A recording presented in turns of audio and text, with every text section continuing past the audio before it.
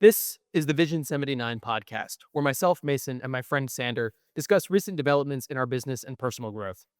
The name Vision 79 comes from our respective racing numbers. Sander's is 40, mine is 39, and we have similar ambition to progress in our business and personal growth. Many successful people have started small, just like us, but very few of them have documented their early years. They often say they wish they had, and given we believe in learning lessons from others, we intend to be the first to document our journey from start to finish. This is simply a documentary of our lives, and as such, we do not monetize these videos, so enjoy the ad-free content. Each episode is broken down into 3 segments, each covering our progress over the past week. We start by discussing our life updates, then our business updates, and lastly, we share any lessons we've learned over the past week. So, as I fix my hotspot because for some reason it disconnected, what are your life updates this week? My Big life updates this week. my biggest life update was that my last day of work was Friday. Congratulations. Thank you. And so there was a little get together in the evening at one of the restaurants locally. Mhm. And so I went to Fun that. at the Cape?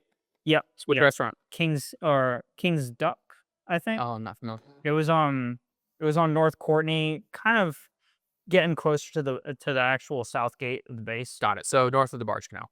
Oh yeah, a Got good amount north. Yeah. Got it. Probably a mile and a half north, 2 miles north Got of the it. Barge Canal. Cool. So kind of like at the very end of like where stores stop. Gotcha. Yeah. So went to that on Friday. That was good. Mhm. And had a nice time. And then outside of that, not really too much life stuff, but worked on your cooling system yesterday on a little bit, just a small little bit of work on that. And gonna do the Miata oil today. It is gorgeous out. So So this is our definitely is first a great day to do it. sub 90-degree weather in months. Yeah, it's super, So super enjoy nice it. out. Yeah. So that's kind of it for life update stuff. How were you treated on your last week? How did people treat you? Did you have a bunch of work to do? Did they try to squeeze the juice out of you or No, I mean there really wasn't much to do in general. got it? And so I kind of just did what I had to do. I ended up hanging out with some of the other engineering groups on their jobs. Mhm. Again, kind of like I did last week when it was slow. But I really didn't do much. I edited some paperwork for Artemis 3 Mm. stuff, just to kind of like help out, do something. Right. But a lot of this week was also just like buttoning up paperwork in general. Yeah. They sent me the form to fill out like Wednesday afternoon, and I need signatures from people on first shift before Friday. Right. So I had to come in early Thursday and like go around, get a bunch of signatures, tidy up my stuff, Yeah. whatever. So figuring out all that end of things was kind of this week mostly. Yeah. Um, but it was a slower week.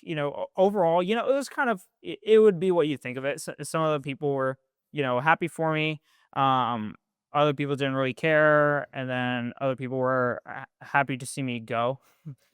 So kind of a mixed bag, right? I'd say a vast majority of people were sad to see me go, but happy for me in general. Yeah. Um, but yeah, overall it was a good experience. So, Sweet. no real problems there. And I mean, essentially kind of how I'm looking at it is, if I run into problems this fourth quarter Mhm. and I'm not making, not able to sustain the profit from the business, then they offered me back to go back in January. And they also said I was up for a promotion to get me up around like 81, 82. That's better. So, I could come back hopefully with that Right. side of things. And I would also, if I would came back, it would be during processing. So I could easily crank out 50 or 60-hour weeks if I needed to like bump up Yeah. the financial side of things. Yeah.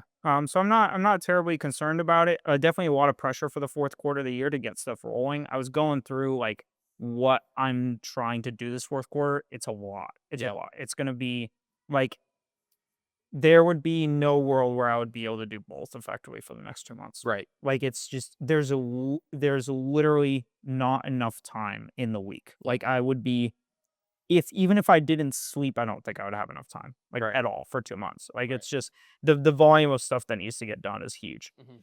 And so I definitely feel like I made the right decision. Happy about that. And hopefully it goes really, really well. It was definitely a very weird feeling leaving the 9 to 5 and being like, this could be the last 9 to 5 that I ever work.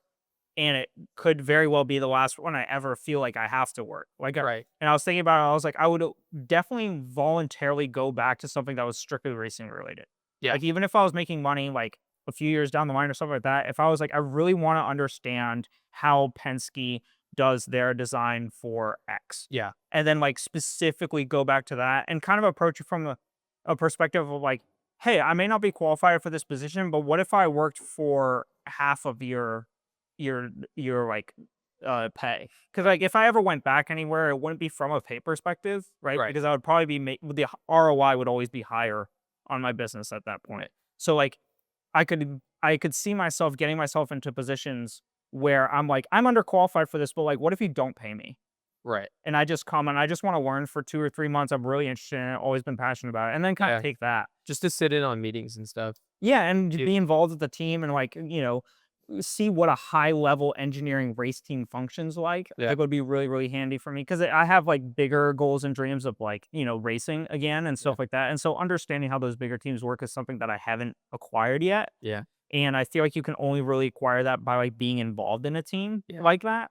And so, like, that's a perspective that I would enjoy coming back to a 9 to 5 with is like, Yeah. I'm going to do this. I know this isn't a good ROI on my time today, but I hope it could be an ROI on my time in the future based on these X, Y, and Z goals. I'm going to target this specifically just Yeah. as a learning experience. And so I can see it like that, but it was definitely weird. It was a weird feeling leaving the 9 to 5. And I'm sure like Tuesday, because Monday's a holiday. So like Monday, like whatever. Um, but, like, I'm sure, like, Tuesday and Wednesday and Thursday will start to, like, hit in a little bit of, like, "Oh, like, I don't have to leave the Yeah. house." I think it'll be like probably a week, and then you're like, because you'll get like a week or two off for Christmas every year. But when Yeah. you start to get into the second week, I'm sure there'll be a little bit of like habitual anxiety that's like, dude, fuck, I've got to like get back Yeah, yeah. into the Kinda office, like and that'll hit. after we graduated college, it's like, "Where's our homework?" Yeah. It's like, Oh yeah, yeah, yeah. yeah. Like, that same style of Like what? panic. Yeah, yeah. It's like the rug being pulled out from under you. Yeah, Justin has been applying for positions with Formula One teams. Oh, interesting. And there's always that pull. Like, I feel like a lot of people growing up beachside always have the opinion of like, I would be happy to graduate high school and then like work at a coffee bar on the beach and just surf all day and like make minimum Oh, wage and yeah. do that until I die. And then other people are like, well, worst case scenario, I'll buy a plane ticket to Costa Rica and then I'll just like fish and eat what I catch and then I'll surf all day. And there are people that like that is their life plan, right? I know people who have gone and done that. Mhm. Um, but for me, it's always been, oh, well, if everything doesn't work out, I can go join the traveling circus of Formula One and I can just go. Like, Yeah. I'm already so knowledgeable about it from a consumer perspective that, like, from a contributor perspective and a systems and engineering perspective, I mean, Yeah, I think with your background fit and right your in. your degree and your expertise in the field as well as mechanical background, I think you would easily fit in very Yeah. well. Well, and there's a lot of people in Formula One that have like very niche experience in one field, but not everything else, right? So like Justin really loves the aerodynamic side of things, right? And so Yeah. he watches a lot of aerodynamicists online who have been affiliated with Formula One or partner programs and stuff. Because like, for example, Ferrari has a boat racing team, and they do a ton of carbon composite design, like materials comp work Yeah. to make their racing boats, and then they can take that same design philosophy and put it in their Formula One cars, right? And so a lot of the people that contribute to the Formula One cars don't have like racing knowledge, like how to maneuver a car, right? That's all performance engineer type stuff. And then the performance engineers explain to the mechanical engineers and the aero engineers what output they need to get from their design.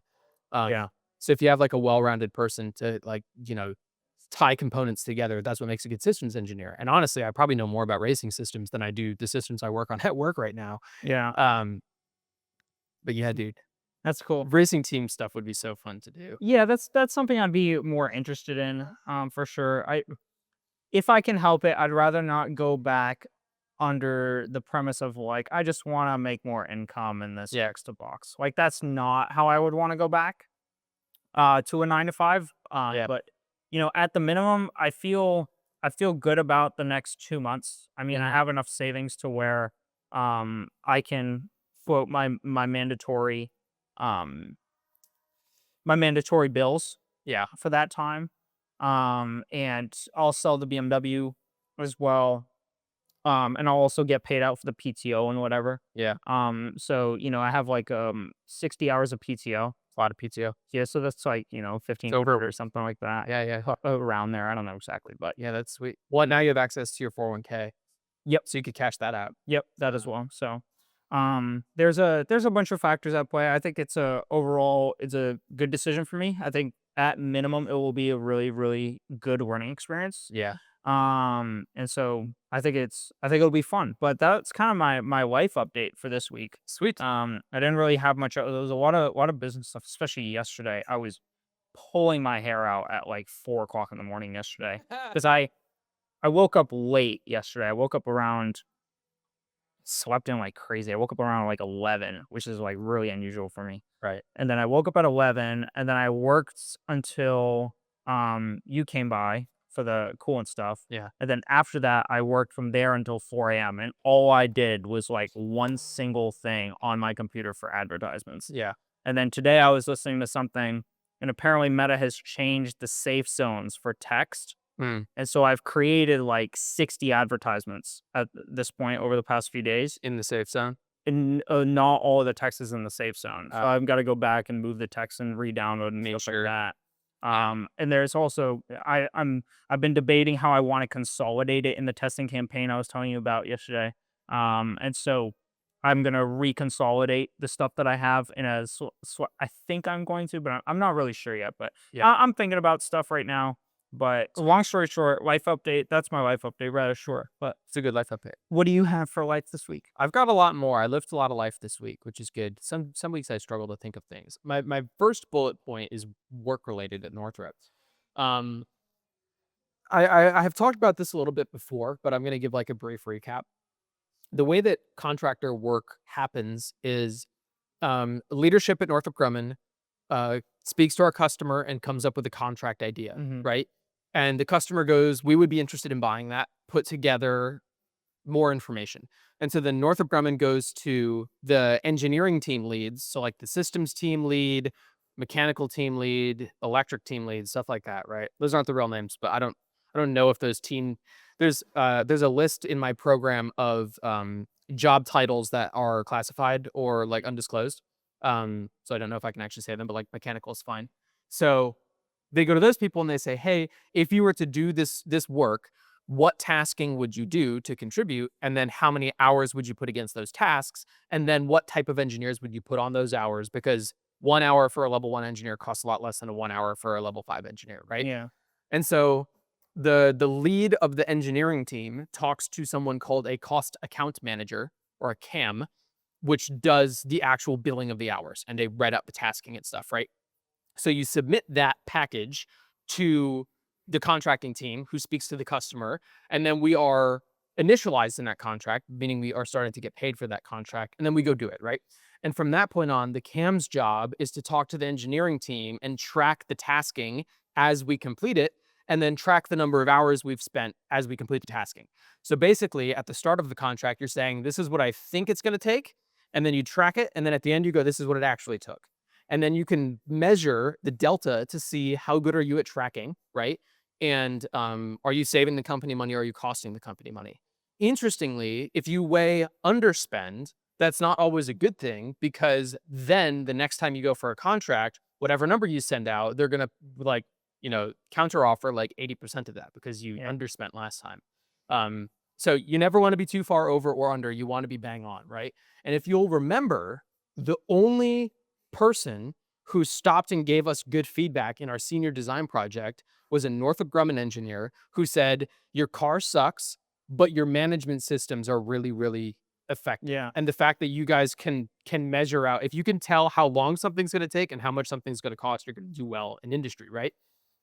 Well, the CAM for my team, I didn't know this existed at the beginning of my current contract, right? And so my CAM for my team was asking me every 2 weeks, like, "Hey, what are you working on and how many hours did you charge?" And so I was telling him, and then he was like, "Well, that task that you said you worked on doesn't really fit with this list that I have here. So, like, do you think it would fall under this umbrella?" And I was like, "Maybe half of it, but like the other half is something else." And so he would go like, "Okay," and then he would like go off and do his thing. And we closed that contract out. Numbers were way off. What we said we were going to do and what actually happened were way off. And so he had a meeting with me and my boss and was like, hey, we pitched this. We actually executed this. There's a ton of hours that I haven't allocated to any tasking yet. So we have to go back and review your work for this past contract and figure out what we can put against these hours. And I'm like, this is not how this is supposed to be done. So I'm going to help you do this. But going into the next contract, we're going to have a lot of meetings and sit down and like, I'm the one actually doing the work. So I'll help write the tasking out with you. And then you and my manager can write out how many hours it's going to take and how many people it's going to take. Right. And so I have been having a series of meetings to get the tasking together for this new contract. And the cam for our team has been underperforming so badly and has been contributing so poorly to these planning meetings that I just stopped inviting him to them because my boss and I can get more done quicker without him there. Mm-hmm.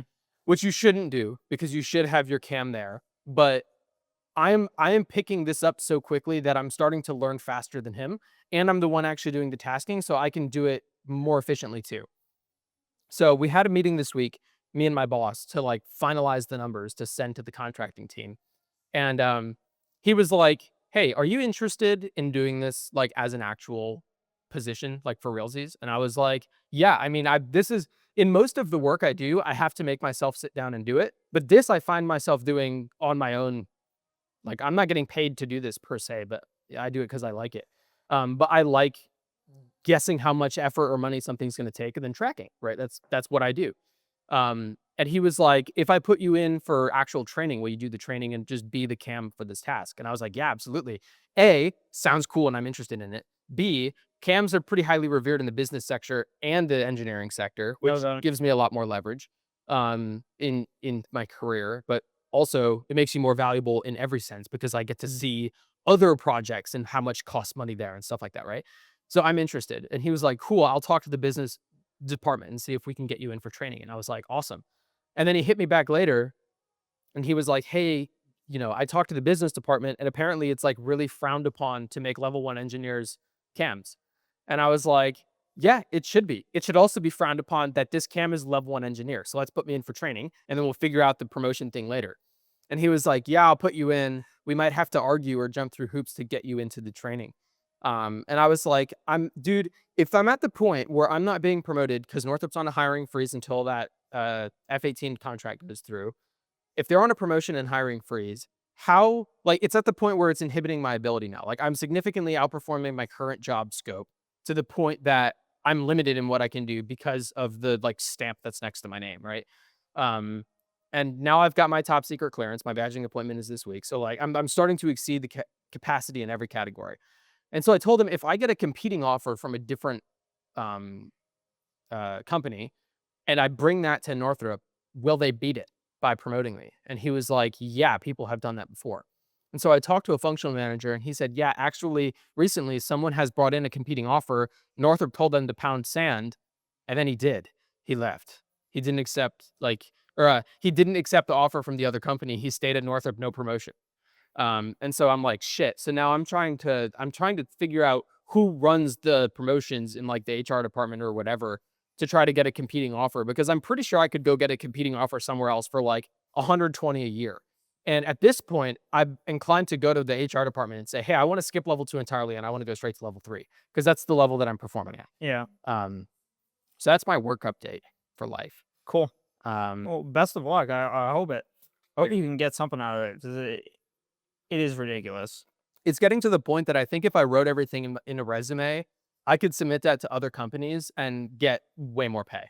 Yeah. Even smaller companies. It's not uncommon for people to hop to Harris, which is a subcontractor, or even Hika.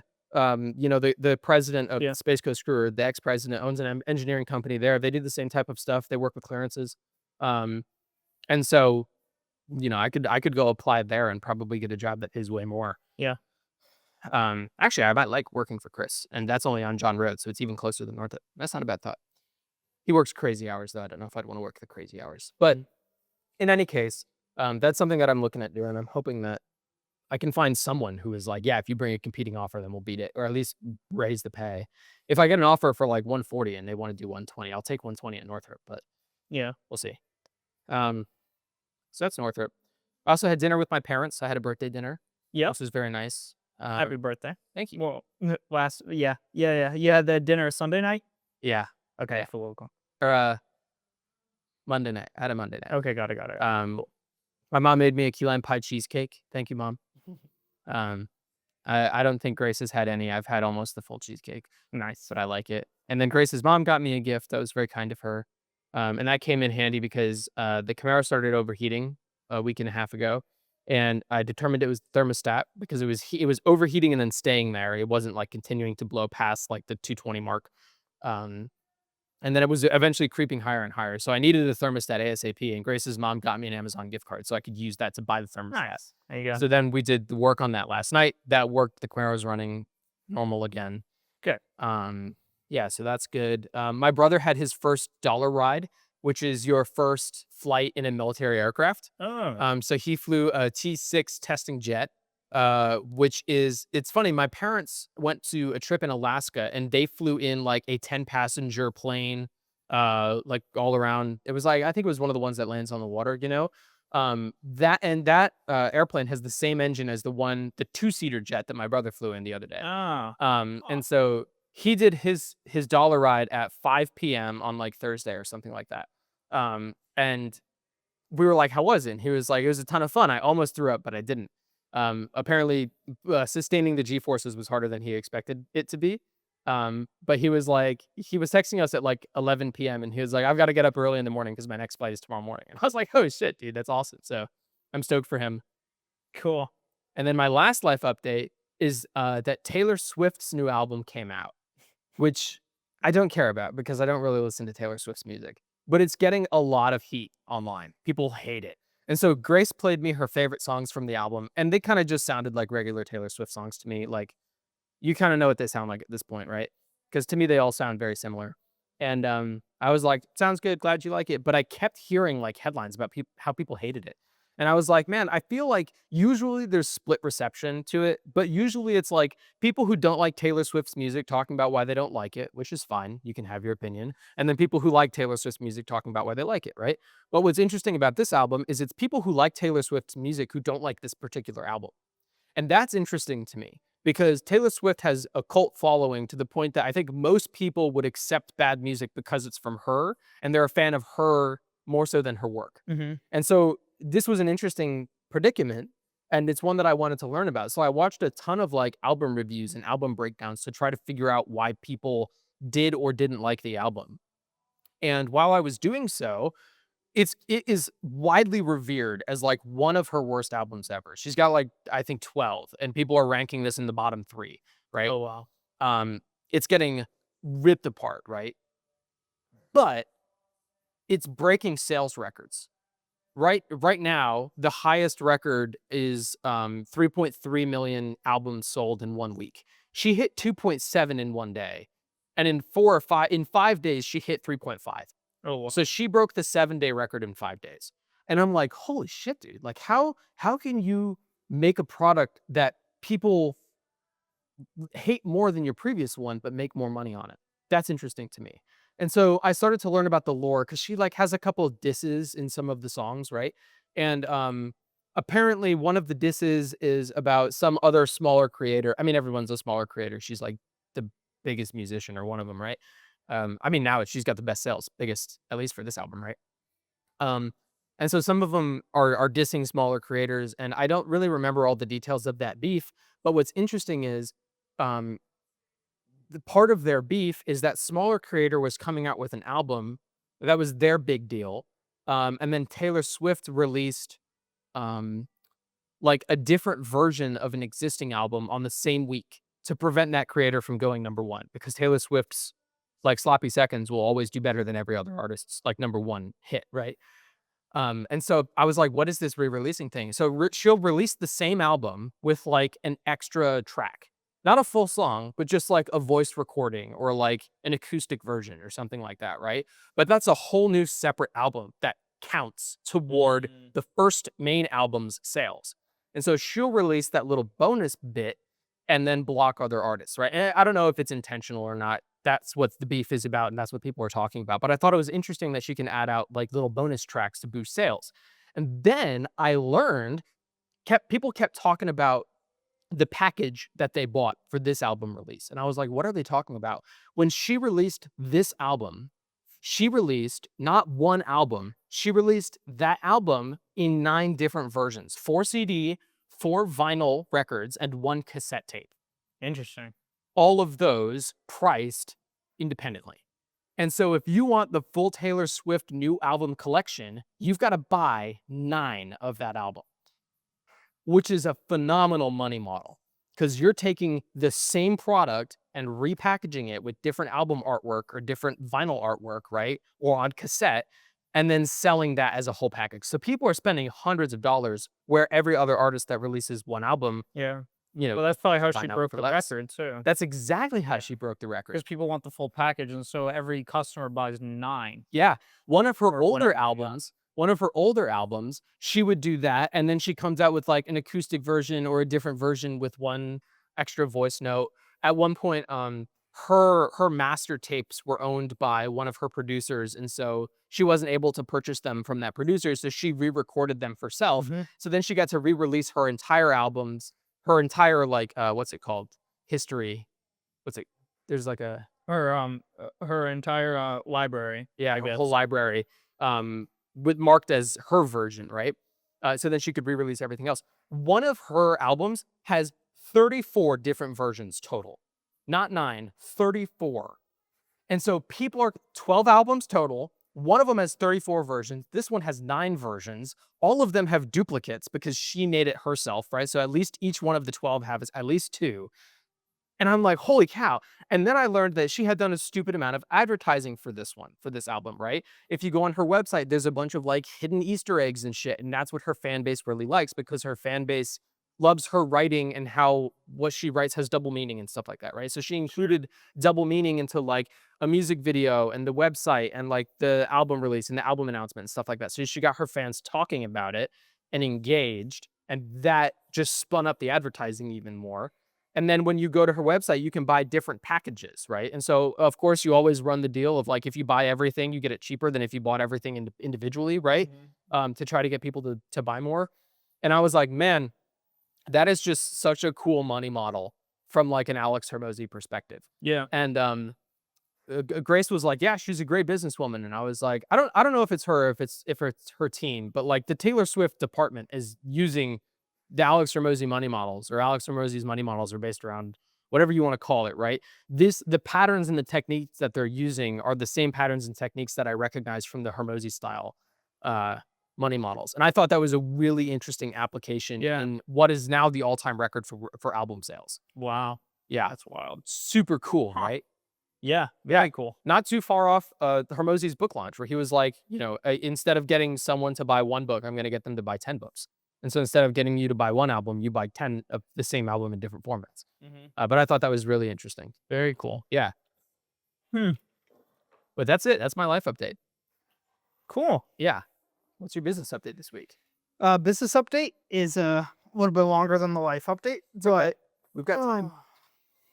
so the brand building that I'm going through right now, That's been finalized at this point, but the meeting for it is Monday. And so that's going to go through everything that's been done, what the deal is, ensuring that stuff is set up for the potential split tests coming, set to launch this Friday. That's the goal right now. And I think that's achievable. Okay. It'll be a little bit challenging. I think it might be a next Monday release thing because tomorrow is my birthday, so I'll be going racing. I think. Oh, really? Check the schedule. I don't know. At but OKC? I think so. I'll go with you. And yeah, the race that I got, I'll take off work if you want to do it. Yeah, If you want to go together. Yeah. I have to make sure they're open. I've done zero planning for my birthday. There's a holiday tomorrow. Yeah. So I think I'll go racing if they're open. So I have that tomorrow, and then Wednesday is Sammy's birthday. Oh, really? So yeah, so we'll do something that day. So I kind of have like at least half of 2 days that are not business related. So I'm not sure if I'll be able to get everything launched by Friday because I have. They're closed on all Mondays. Oh, generally speaking. Yeah. Oh shit. Well, I guess I'm not going racing. So yeah, we'll go to K1. I don't know if I really want. I still have those K1 gift cards from when we ran the SAE team. I burned that up. I- We burned that up. We did. Why do I still have that in my? Maybe that's my membership card. I've got it in my desk at home. It's got to be a membership card Yeah. or just an old gift card. Yeah, That's definitely burned up. But yeah.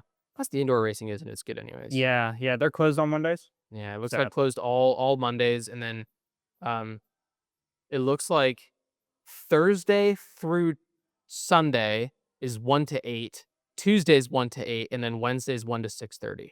Hmm. So if I can take your pick there, I don't know, but I don't know. yeah, Maybe I'll funky fresh. maybe I'll do a sim day. I would come over for a sim day. Yeah, we could do that. That'd be fun. Cost-effective racing. Yeah, very, very cost effective. So Sweet. figure something out. I don't know what I'll do tomorrow. If I fire up the sim and I have headset issues, I'm gonna turn it off before I piss myself off on my birthday. So I'll figure it out. I haven't thought about it too much. We could also work and sim, right? So like one person can sit in the sim, and then I can bring my laptop, and the other person can work. If I have headset issues. I should probably check it tonight. Yeah, throw it on 'Cause tonight. See what you last time it was glitching. I had some solution to it glitching though. I don't know. Once I get into it, I'll remember. weird. But regardless, I'll probably do something tomorrow. Cool. To some extent, Yeah. racing related. As much as I've thought about it has been on this podcast right now. That's okay. I've been thinking about business mostly. But Wednesday is Sammy's birthday too, so we'll do something that day as well. But the goal is to launch with the branding by Friday, Monday, like kind of contingency maybe. Yeah. The framework and meta, I've done as much research as I'm willing to do on this framework. I've gone back through all the analysis of my ads, tried to understand what wins and what loses and why. Done research on different testing styles, done research on how different people run advertisements, dug into this more than I ever thought I would. At the end of the day, exact duplicates of the winners did not spend in the account. And multiple iterations of those winners did not spend in the account when launched under that same winning ad test campaign. Got it. Or scale campaign, the main campaign. Yeah. So in addition to all the other evidence I've seen, engagement plays a huge factor. It may not play a direct factor in the sales too much, but it does play a factor in Meta's willingness to spend on it. Yeah. And this is primarily because the Andromeda update and other meta algorithms prior to the Andromeda update, which came out in the summer, use the shares as a primary indicator of what is a ad that it wants to spend on or not. And The actual number of shares. The Andromeda update was a meta update this summer. Yeah, it was a June it rolled out. Got it. July. Got it. Have you seen the new Meta glasses? No. Holy fuck. They're from Tony Stark. They're from Iron Man. Oh, cool. It looks unreal. I watched It's like a shield thing. It's like an actual pair of glasses that you put on, and it projects on the inside lens. Do you see this? Oh, that's wild. And from your perspective, it looks like there's a screen floating in front of you, right?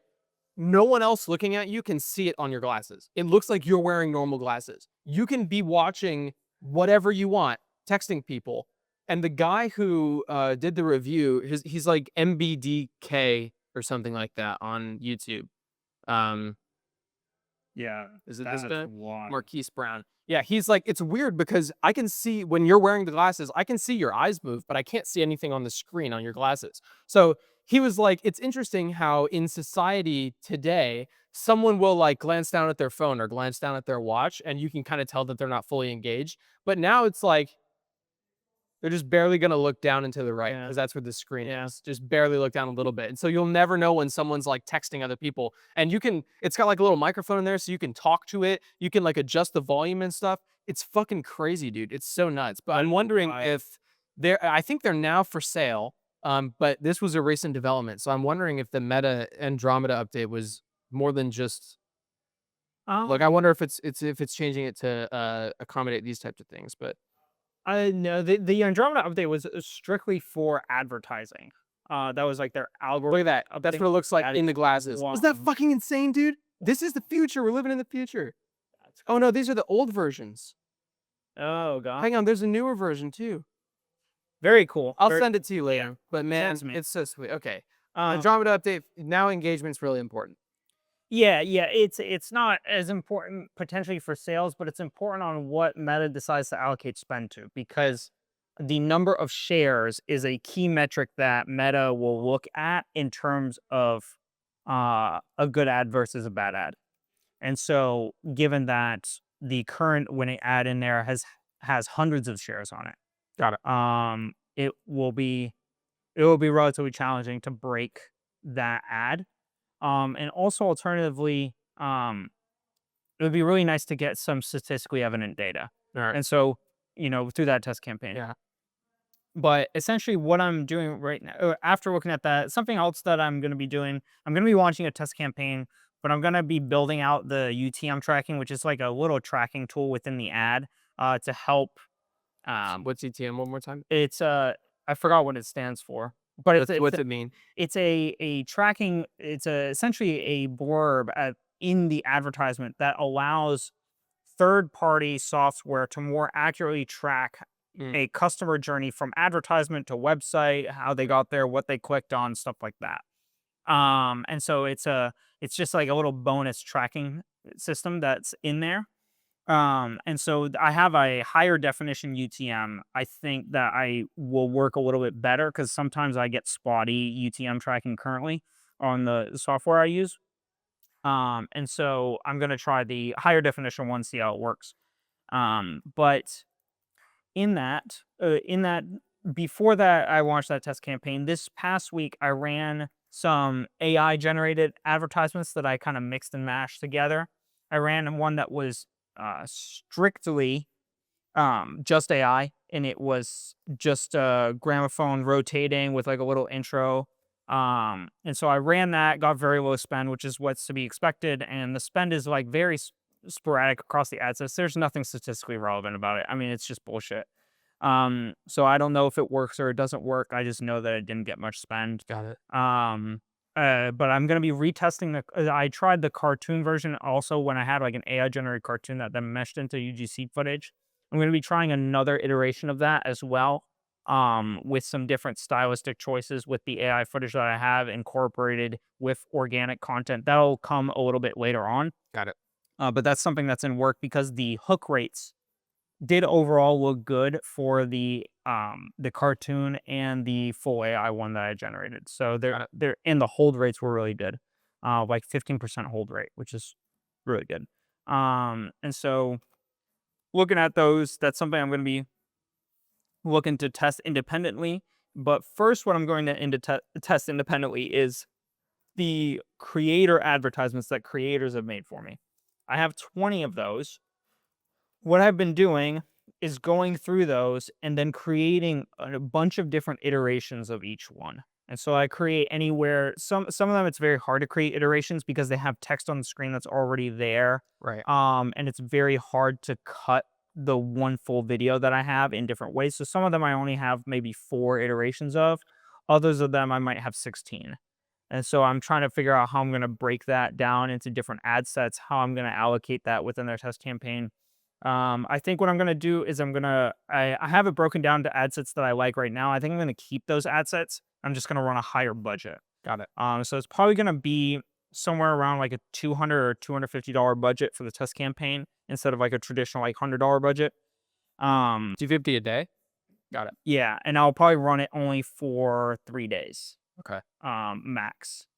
Just to, if it's completely tanking. Just to see how it does. If it's doing okay, I'll run it for longer than that. If it's completely tanking, like I'm not gonna go more than 3 days. Right. But I'm working on those iterations right now, and the paired with those will come custom ad copy catered to those advertisements, and then I gotta publish all of it. So it's very time consuming on that end.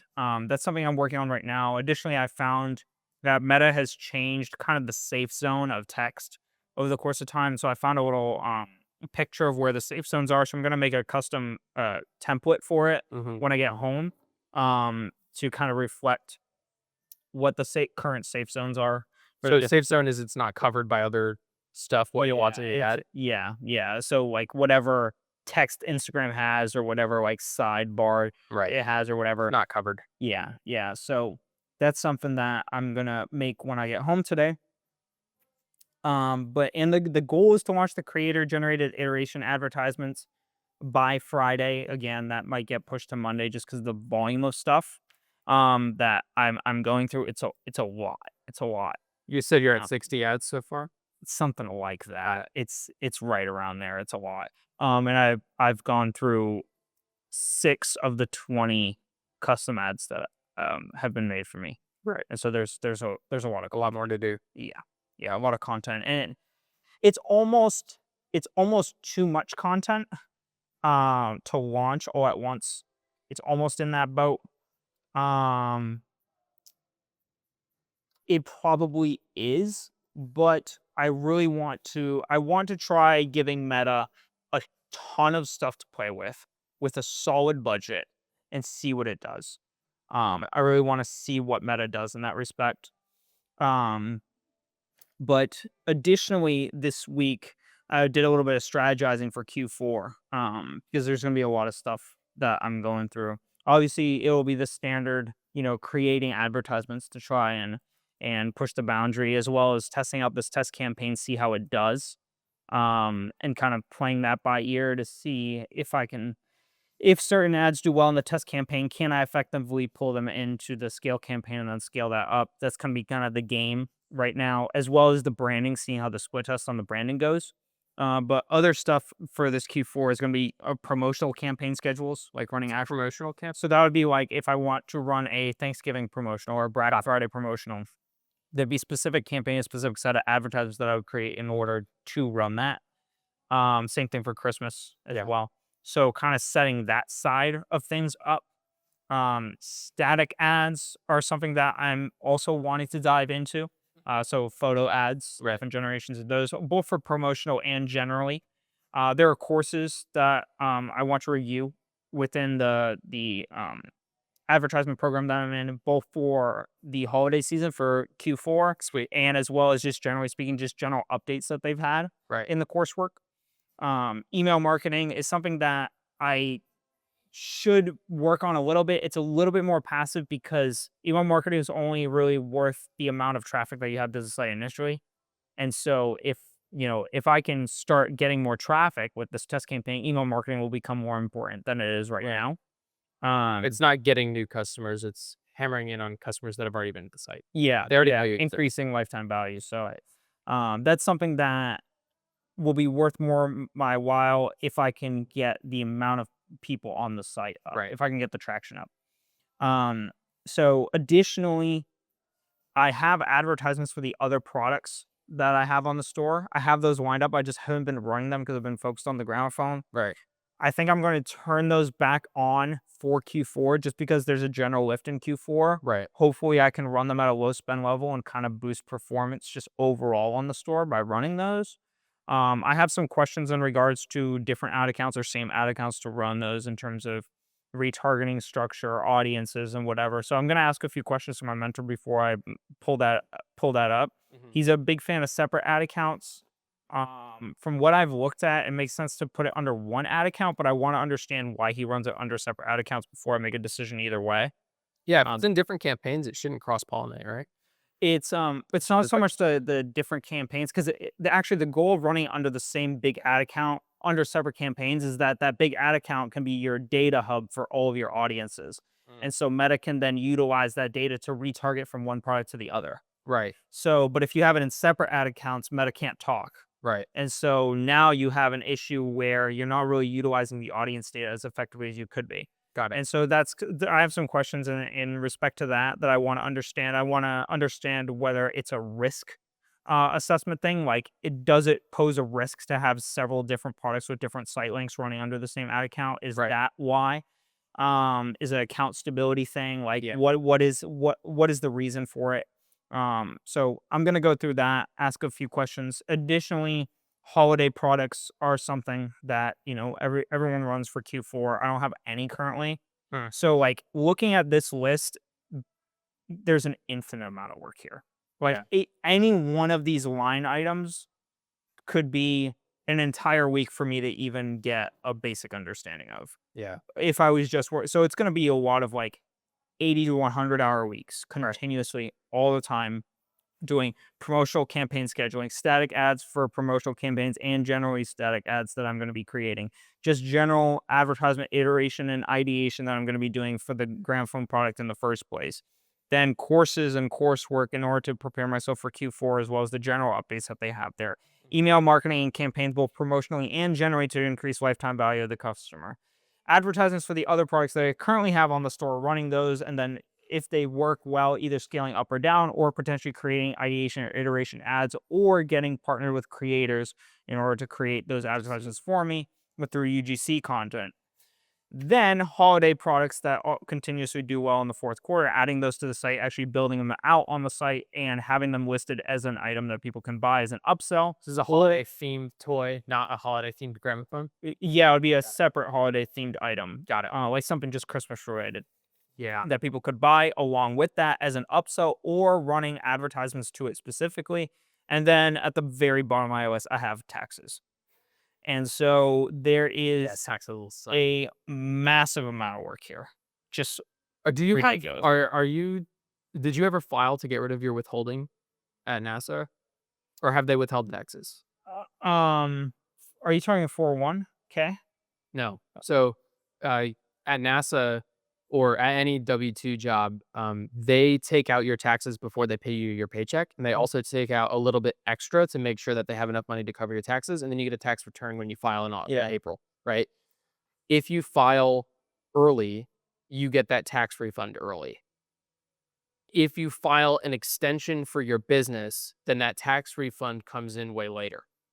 But I filed with Northrop Grumman to say, hey, withhold way less, or actually I told them withhold as if I'm making 100,000 a year. I make 80, because that's how much extra they were withholding. So now I'm not going to get a tax refund in April because I have been getting that money this whole time. So I effectively filed to get rid of my withholding. Yeah, no, I didn't change anything on the NASA thing. My tax refund was very small. It was like 500. Very, very small. Last year? Yeah. Very small. Damn. Yeah. I wonder if the government withholds. Well, no, because you don't work for the government. You work for a contractor. Yeah, I don't know. It was also through TurboTax, and TurboTax could be doing a little bit of a generous bookkeeping. Yeah, I'd be curious to look into that, because I mean, my refund was like $5,000. Yeah. There's so much stuff for me to look into. I'm kind of right now. I'm like, We thought about just hiring a CPA, making them do it. yeah. I mean, there's a lot of stuff that I'd like to just hire someone to make the problem go away. I don't know how much CPAs cost for businesses. Yeah, it's stuff I'm looking into, but this is kind of like my business plan for the coming 2 months. And strategizing this out, I think, will be important. Understanding what I put time towards when is going to be valuable. And so that's just something that I think I'm going to spend the start of my week also going through, which is potentially why all this branding and advertising stuff might launch Monday.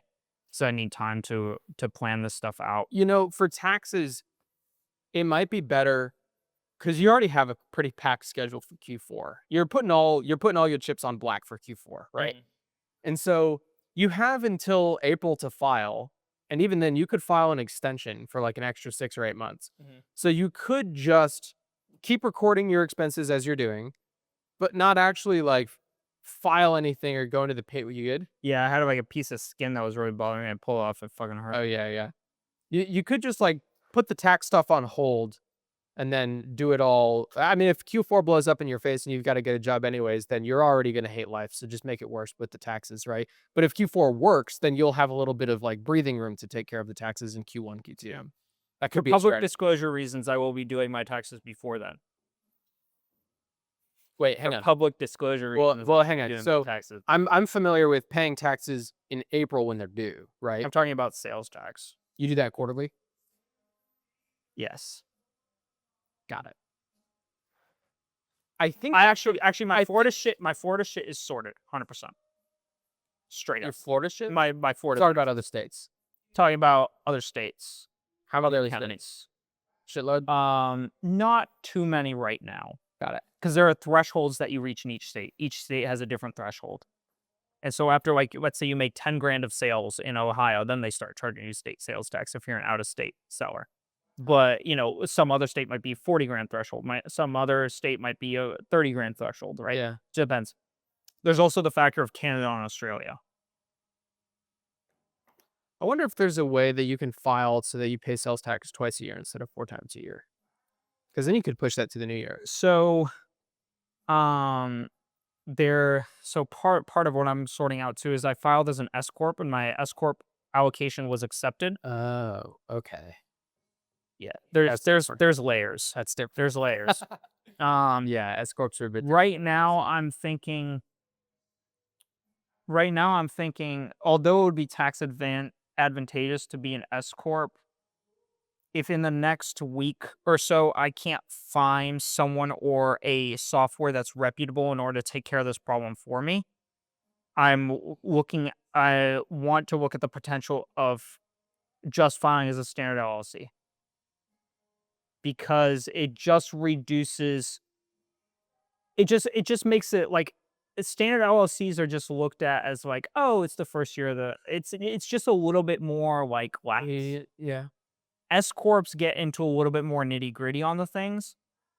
And so if I'm just figuring this stuff out and, if I need to, let's say I'm like a little bit late on Canada sales tax, right? Like I'd rather just have that kind of like under a basic LLC structure Right. rather than like a scrutinized S corp. Right.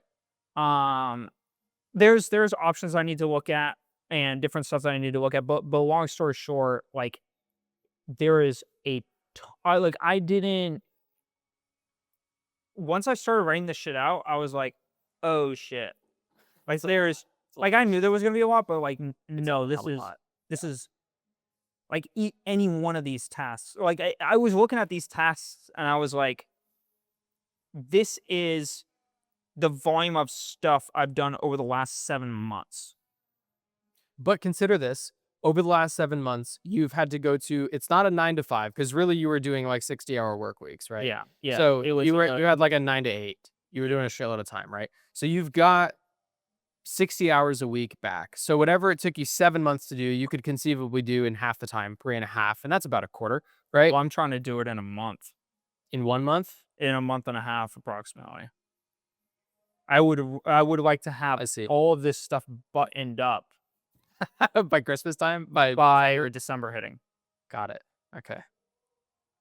So it's a lot. It's a lot. Yeah. It's gonna be a rough like 6 weeks. And then I'm gonna hopefully it will yield a profit. What's your priority order for this?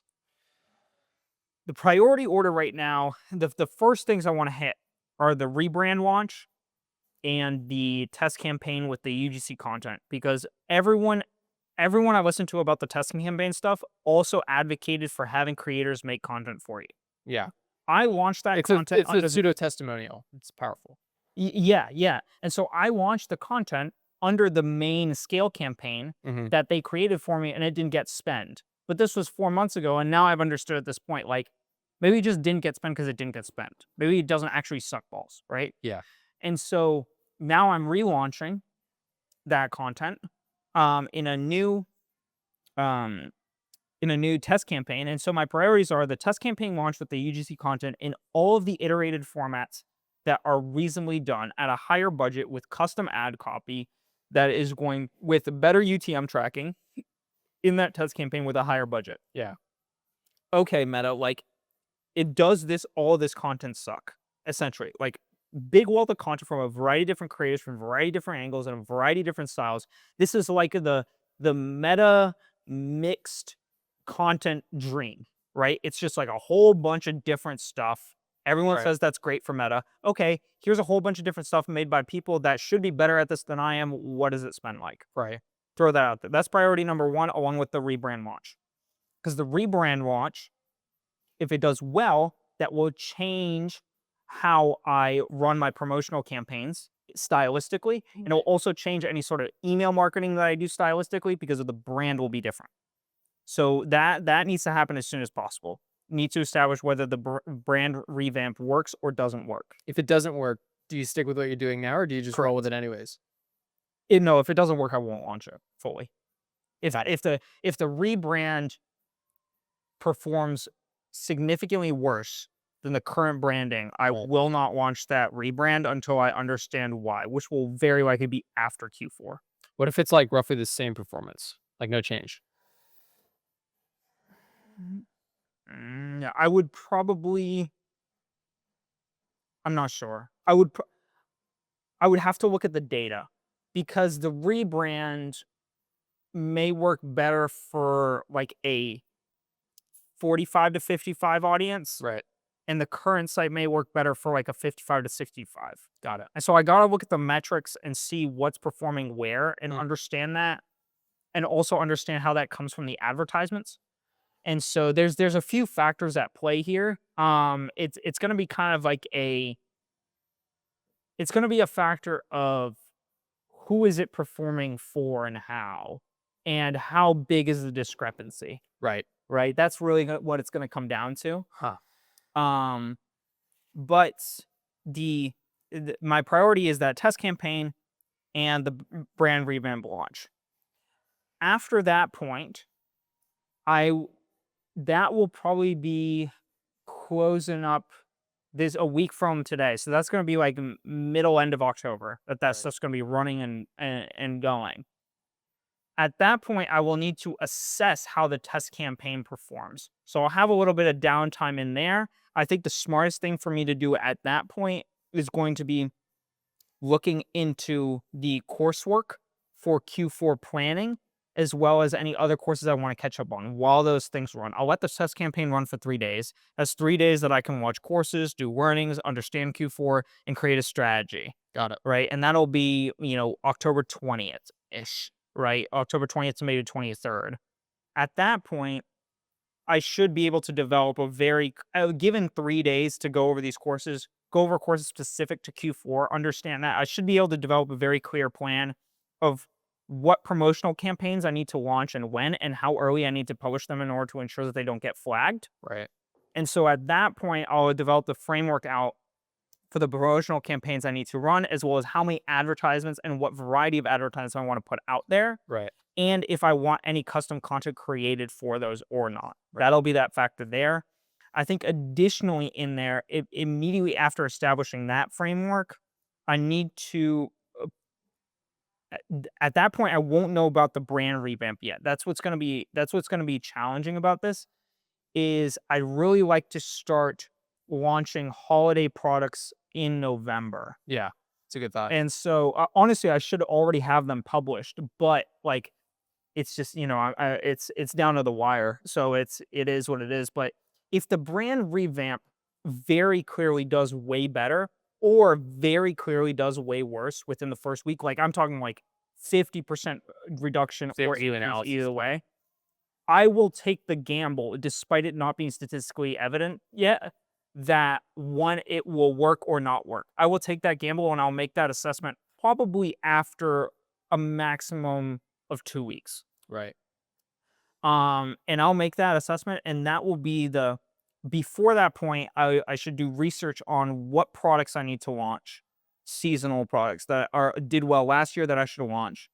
Understand and get my advertisements prepared for them, as well as prepare the ad copy and everything. Essentially build out the site in a Word document Right. with all the pictures, all the product links, all linked up, ready to go, so that as soon as I make a decision on the branding, Mhm. I can immediately copy and paste all of that into whatever brand I choose, whether it's my current one or the rebranded version. Yeah. Whichever one I choose, I can quickly copy and paste, get it all set up within a day on all the products, and then have the ad accounts already set up and then launch. Gotcha.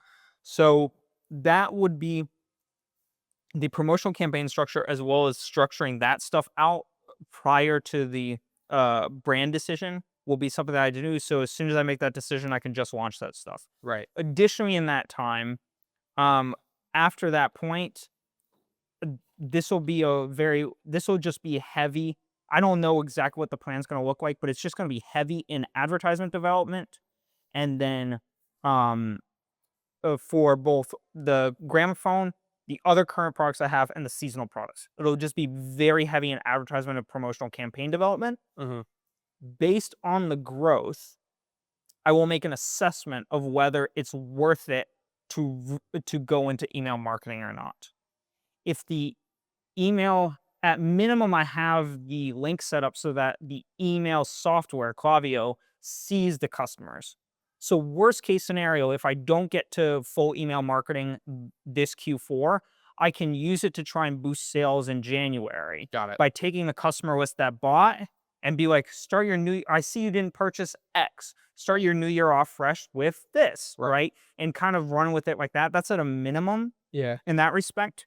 But I anticipate that a lot of the time between when the brand launches and the test campaign launches and when I make a brand decision, that window of about 2 weeks is going to be coursework, Yeah.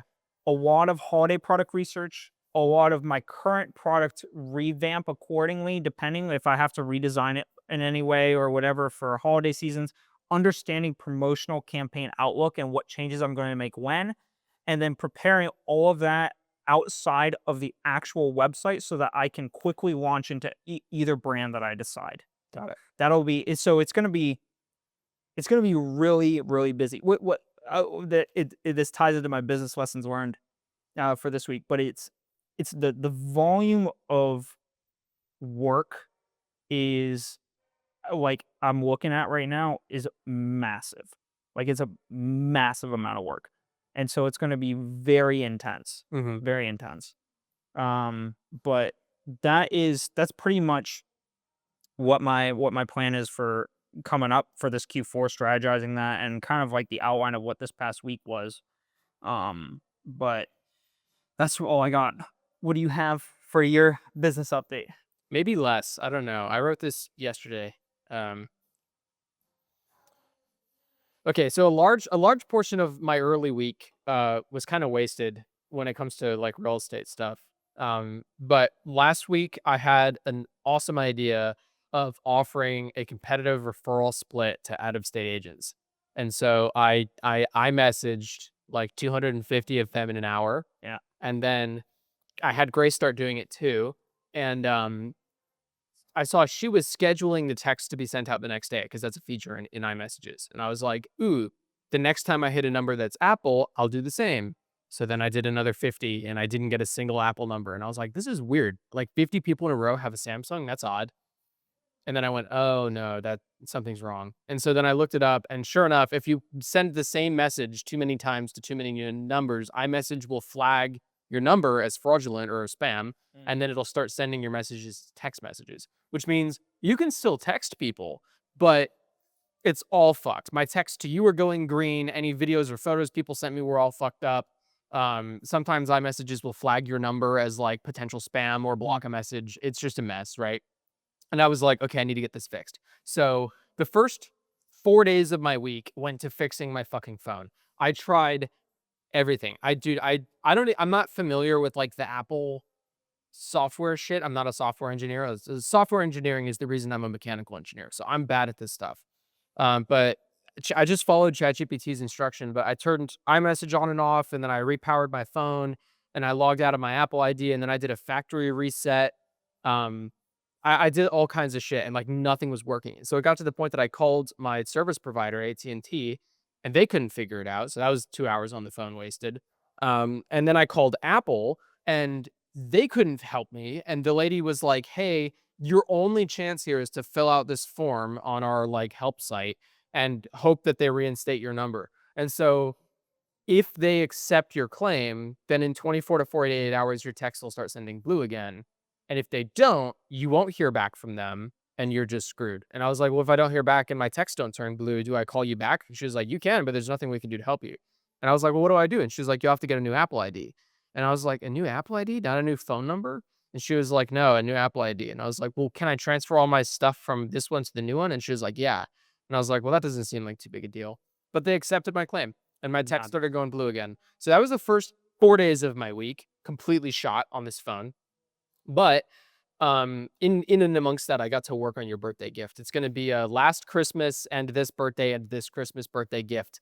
I'm going to take all of that funding and then I'm going to put it into a congratulations on quitting your job and taking the leap gift. I appreciate it. And Thank you. I told you yesterday, and it remains the same. It is not functional at all. It's not monetary. You know how Hermosi was like, it's less than an NFT, but more than a Bitcoin, right?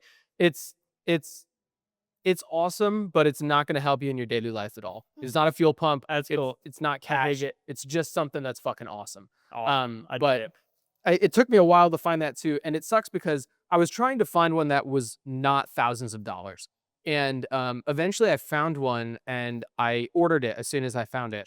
But my order was canceled at like 2 a.m. and the person selling it reached out to me and was like, "Hey," he gave me like some weird shit, and he was like, "Buy it from this other place," and I was like, "I don't trust this," so I didn't do it. And I was like, back to the drawing board. I have to find another one that is affordable, and these are very rare, so it was tough to find. But eventually, I found one on like Wednesday, and I bought it immediately. And that one's coming from Japan, and that's on its way. Should be here early November. And then the second component of the gift, I had to tailor to be specific to what I wanted. That's coming from Europe. But those people are communicative and cool. So hopefully everything will be done in like the first week of November. But it sucks because the way that I work with birthday gifts or gifts in general is I will not get you something unless I have a good idea. So if I don't have a good idea, you're just going to get it late. And that's why you don't have a Christmas gift from last year yet, right? I had the idea in like March, but by March I didn't have any money. So I was like, fuck. But I had the idea last week and I was like, oh shit, like I can try to scramble to get it together like by the time you quit your job on Friday because I wanted to give it to you on the podcast today. Oh, got it. But when I had the idea, I was like, of course my awesome idea is going to take a month to get here and assemble and shit. So, well, I'll give it to you on the podcast when it comes in like a month. But Yeah, just, Mason has know- awesome gifts. just know it does. I wear the Senna watch he got me. I wear every day. Well, and this one's Ah. business related, so I'm going to give it to you Oh, on the cool. podcast. Very cool. Yeah. But yeah, Mason does awesome gifts. For perspective, I cheaped out because I have to be very, very mindful right now. And so I got him a $50 gift card to OKC in hopes that the racing is more fun than the gift. But Well, I thought about it. I was like, as soon as you got me the racing gift card, I was like, fantastic. I can afford $50. I'm going to get him the same thing. that was my goal, by Yeah, the way. Was I'll give him something that we can both afford, so he could give me the same thing, and Yep. we could just chill. That's what I thought. not happen. Well, that's what I thought. And then I was like, okay, I'll just go online and I'll buy the gift card. We'll be hunky dory. We can go racing. Yeah, something. That was my plan. And then I had this idea because I was like, okay, I'm going to give you a birthday gift. But then while I'm in the gift thought, I should find something for Christmas. And I should definitely get you something for quitting your job because that's a major milestone and takes guts. So I should get you something to keep you motivated, right? And then I was like, fuck it. It's all going to go to this one thing because it's a cool idea. What I'm getting you is a terrible birthday gift and a terrible Christmas gift, but it's a phenomenal you quit your job gift. Cool. So it's gonna be cool. But that took up like the first half of my week. Oh, I'm excited. It'll be cool. Me too, dude. I'm so hoping that it all like comes together because there's a couple things that I'm concerned about. The tailor-made thing from Europe, if they don't make it, I'm gonna have to modify it when it gets here anyways.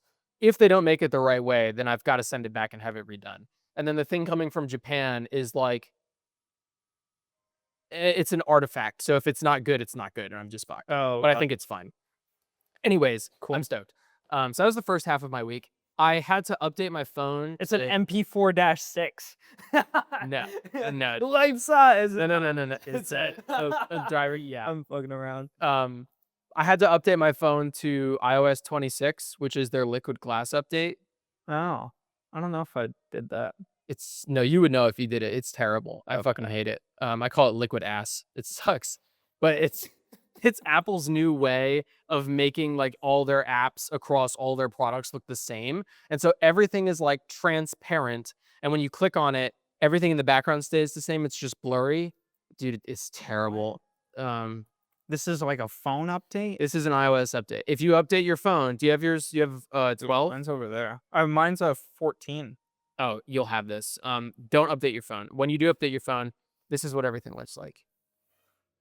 Oh no! What? This gets into my Apple rant. I don't Do you see this? Do you understand. see how it's blurry behind it when you click on shit? It's like this in iMessages. It's like this in your settings. It's like this everywhere. Everywhere there's shit in the background. You can't read This it. is what really pisses me off about the Apple stuff.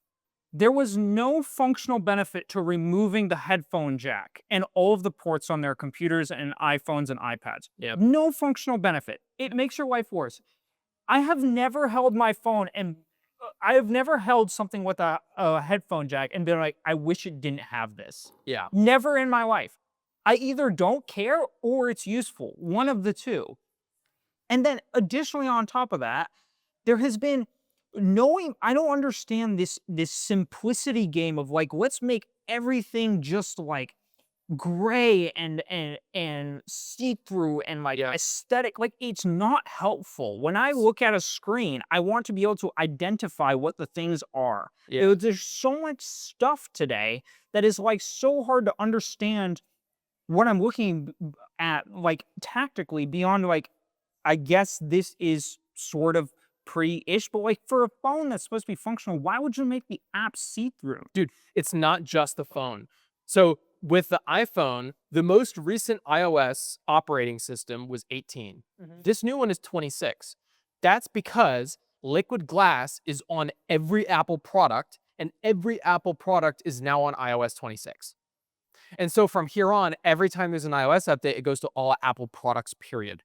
Watches, phones, laptops, iPads, earplugs, whatever, everything, right? But do you see how the app, it's the same on everything, including the computer, the Mac, right? So you got a Mac, when you update your whatever the hell, this is what's going to happen to it. But like, it's hideous. And I have found a small way around it. It's really hard to read. I found that if you turn the transparency down in your settings in your phone, you can make it tolerable.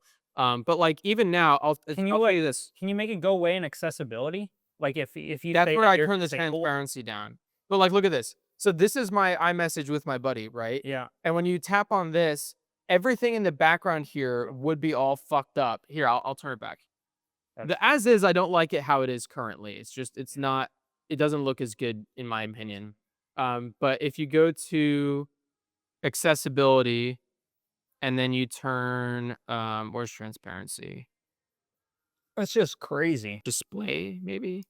Yeah. If you turn off reduce transparency, now you've got your liquid ass back. And then when you go in here and you open it up, you can see the fucking text conversation behind it.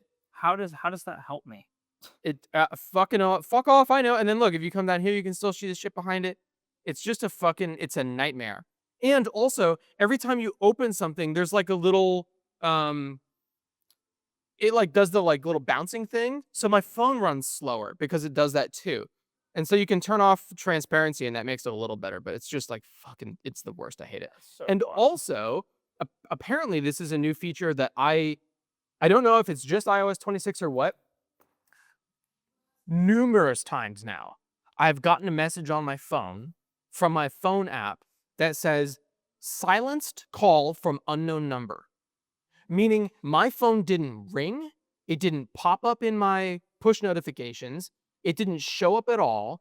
My phone just told me, hey, we just let a call go to voicemail. Got your back, bud. Not in focus mode, not in silence mode, not in do not disturb. It just was like, hey, you missed a call. And then when you go into your phone app, it doesn't show in your missed calls. I don't know where they go. And it's not like a spam risk or anything like that, although I have been getting calls from India. Yeah, we all get There, the screen unknown callers, right? So for example, I got a call earlier today. Look, silenced unknown call from this number, right? 321516, right? If you go into recents, There's I don't see it. I don't see it in there. If I go to missed, I don't see it in there. Where did it go? No one knows. I don't know. So I've got to go in and figure out how to turn that off, but it's driving me fucking insane. That's wild. So that was infuriating because I knew I had heard liquid glass was bad and I didn't want to update to it. But when I was on the phone with AT&T, they were like, hey, just so you know, your iMessage reset thing might not work if you don't have the newest iOS. So make sure your phone is updated. And I was like, got it. And without realizing that's what happened. So a word of caution for you. It's coming. Cool. But that got fixed on Thursday. So on Friday, I got to start back on real estate shit, right? Mm-hmm. Um, is that right?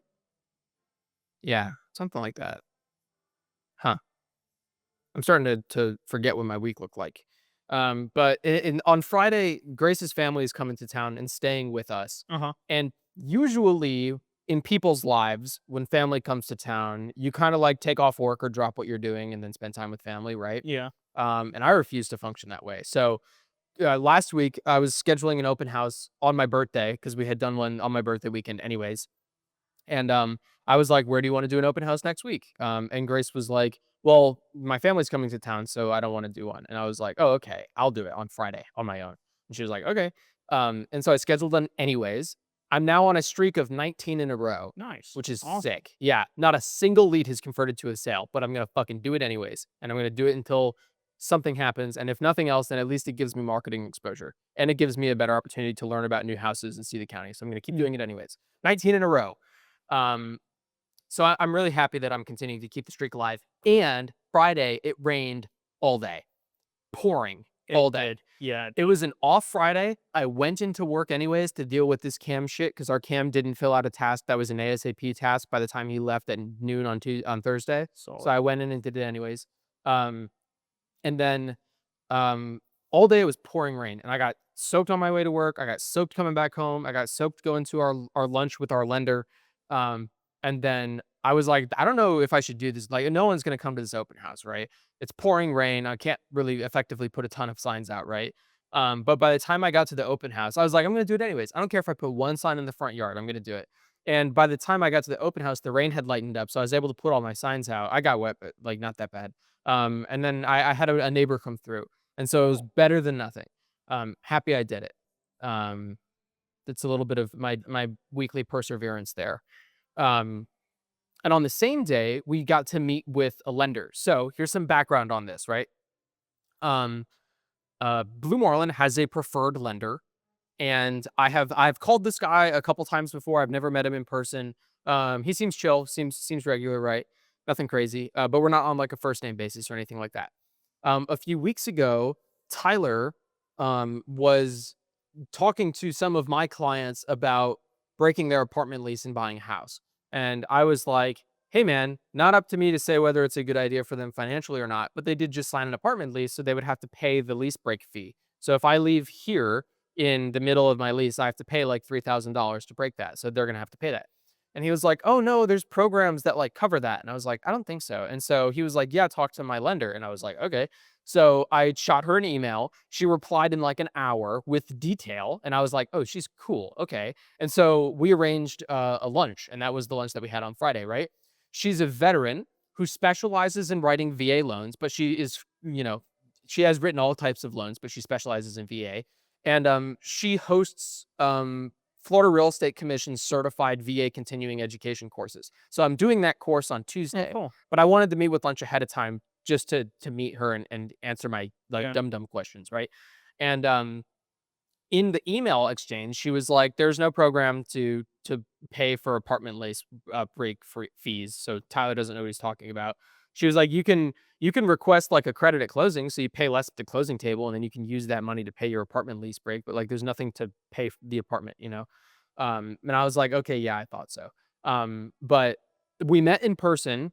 She's fucking awesome, dude. Super personable, super knowledgeable, ton of time in industry, and she manages her business the way I like to do business, which is for the client, not for the paycheck. She talked to me about how like she gave me her sales pitch for what sets her apart, right? And generally speaking, if you want to buy a house, you've got to borrow money from a bank to do it, right? They're going to charge you a flat fee of like $1,500 to write your loan, to Yeah. pre-approve you and to get everything going, right?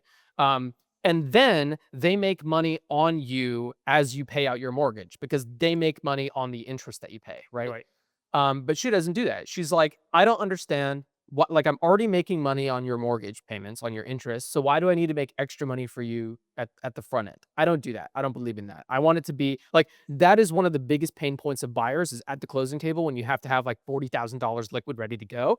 And I don't want to make that any worse. And I was like, dude, that's awesome. And she was like, yeah. I also partner with, I forget how she said she did this, but they get on average like some of the lowest interest rates possible just with the lenders that they work Mm, with. A large reason is because most of the banks that she works with, she's doing VA loans, which are federally backed. yeah. And so then when she does a conventional loan, they know to trust her and her clients already. So if she vets them, they're good. So she gets better rates. Right.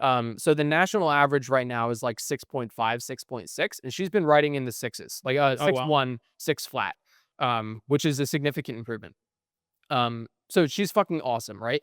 And I got to ask a shitload of questions about just loans in general, right? So I honed in on VA loans because that's what is particularly interesting to me.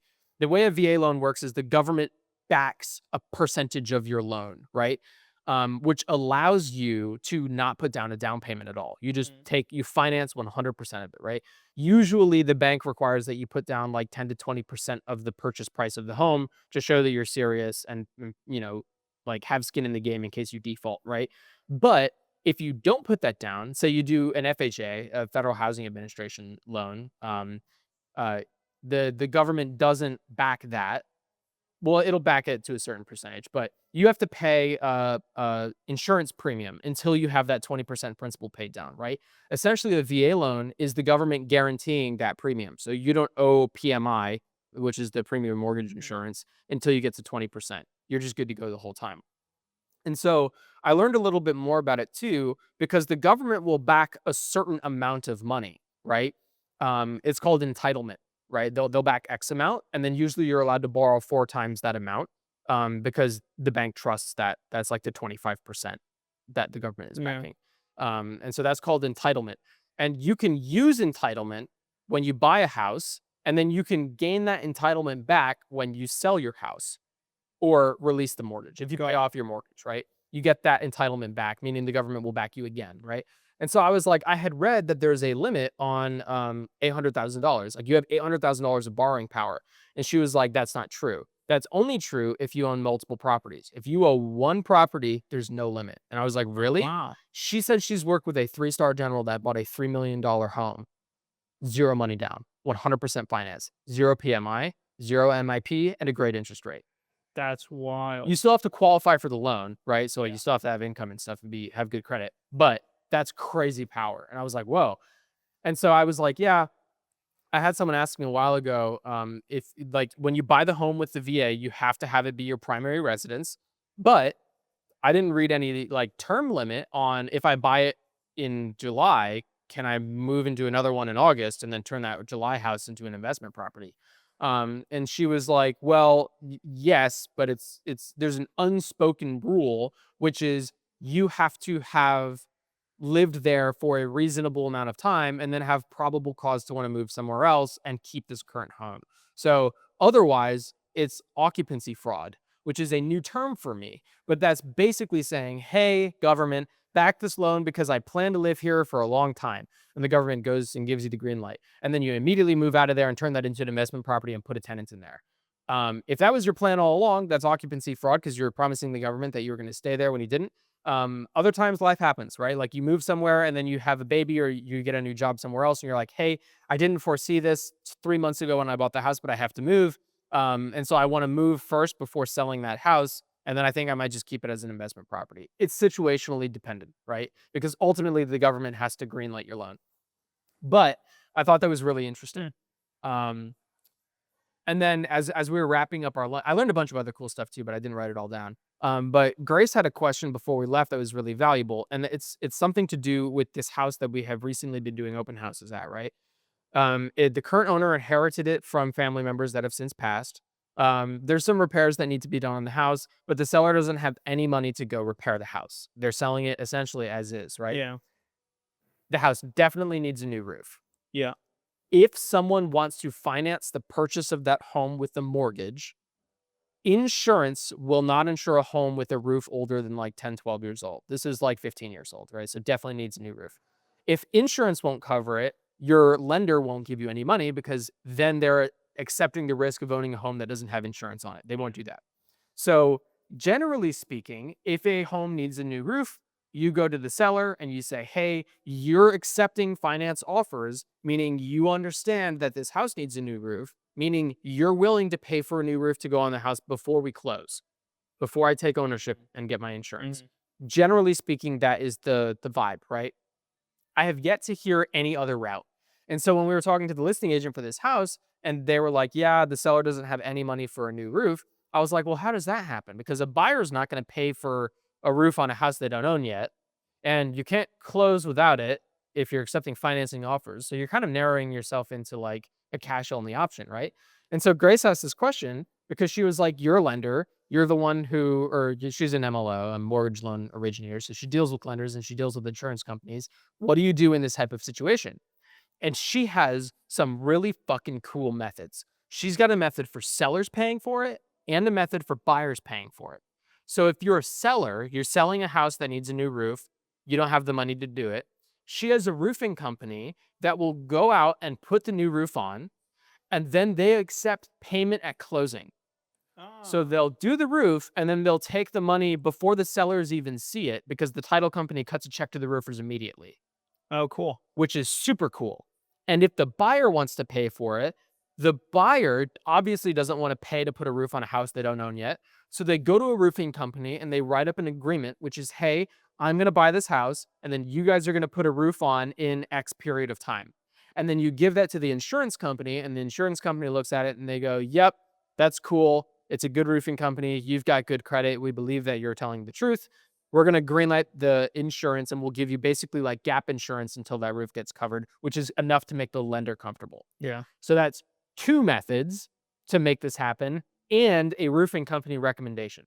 So I reached out to that roofing company immediately and I was like, would you like to be a part of my affiliate partnership program, right? Right. And while I was at lunch, I pulled out the listing timeline, which grows by the day. And she was really impressed with it. And she was like, you should send that to me when you're done with it. I was like, okay. But super valuable. So that was an awesome lunch with my lender. She is my new go-to lender. I'm not going to work with anybody else if I can help it because she's fucking awesome.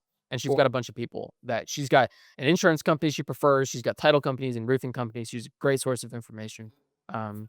So super stoked about that. Awesome. Yeah. Cool. And I pulled out my listing launch timeline, that system that I'm making at the lunch table because I was like, this is the type of intensity I bring to the table.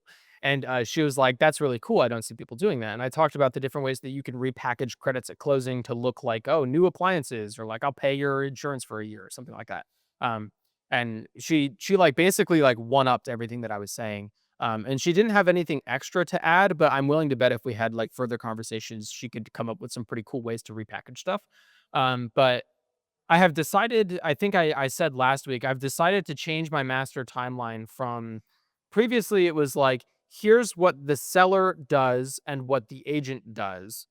Now I'm changing it into this is the full timeline of everything the buyer, the seller, and the agent on each side does.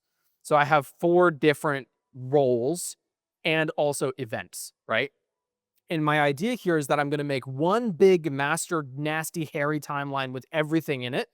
And then I'm going to make a version that's just for the buyers and buyers agents and sellers agents. And then I'm going to break it down even further to just buyers and just sellers. And as you go down into that level of detail, I think I'm either going to make it higher or lower fidelity so that I can give it to people for free. And so it's going to be like, are you a buyer? Here's what you have to do to buy a house in very like high level detail.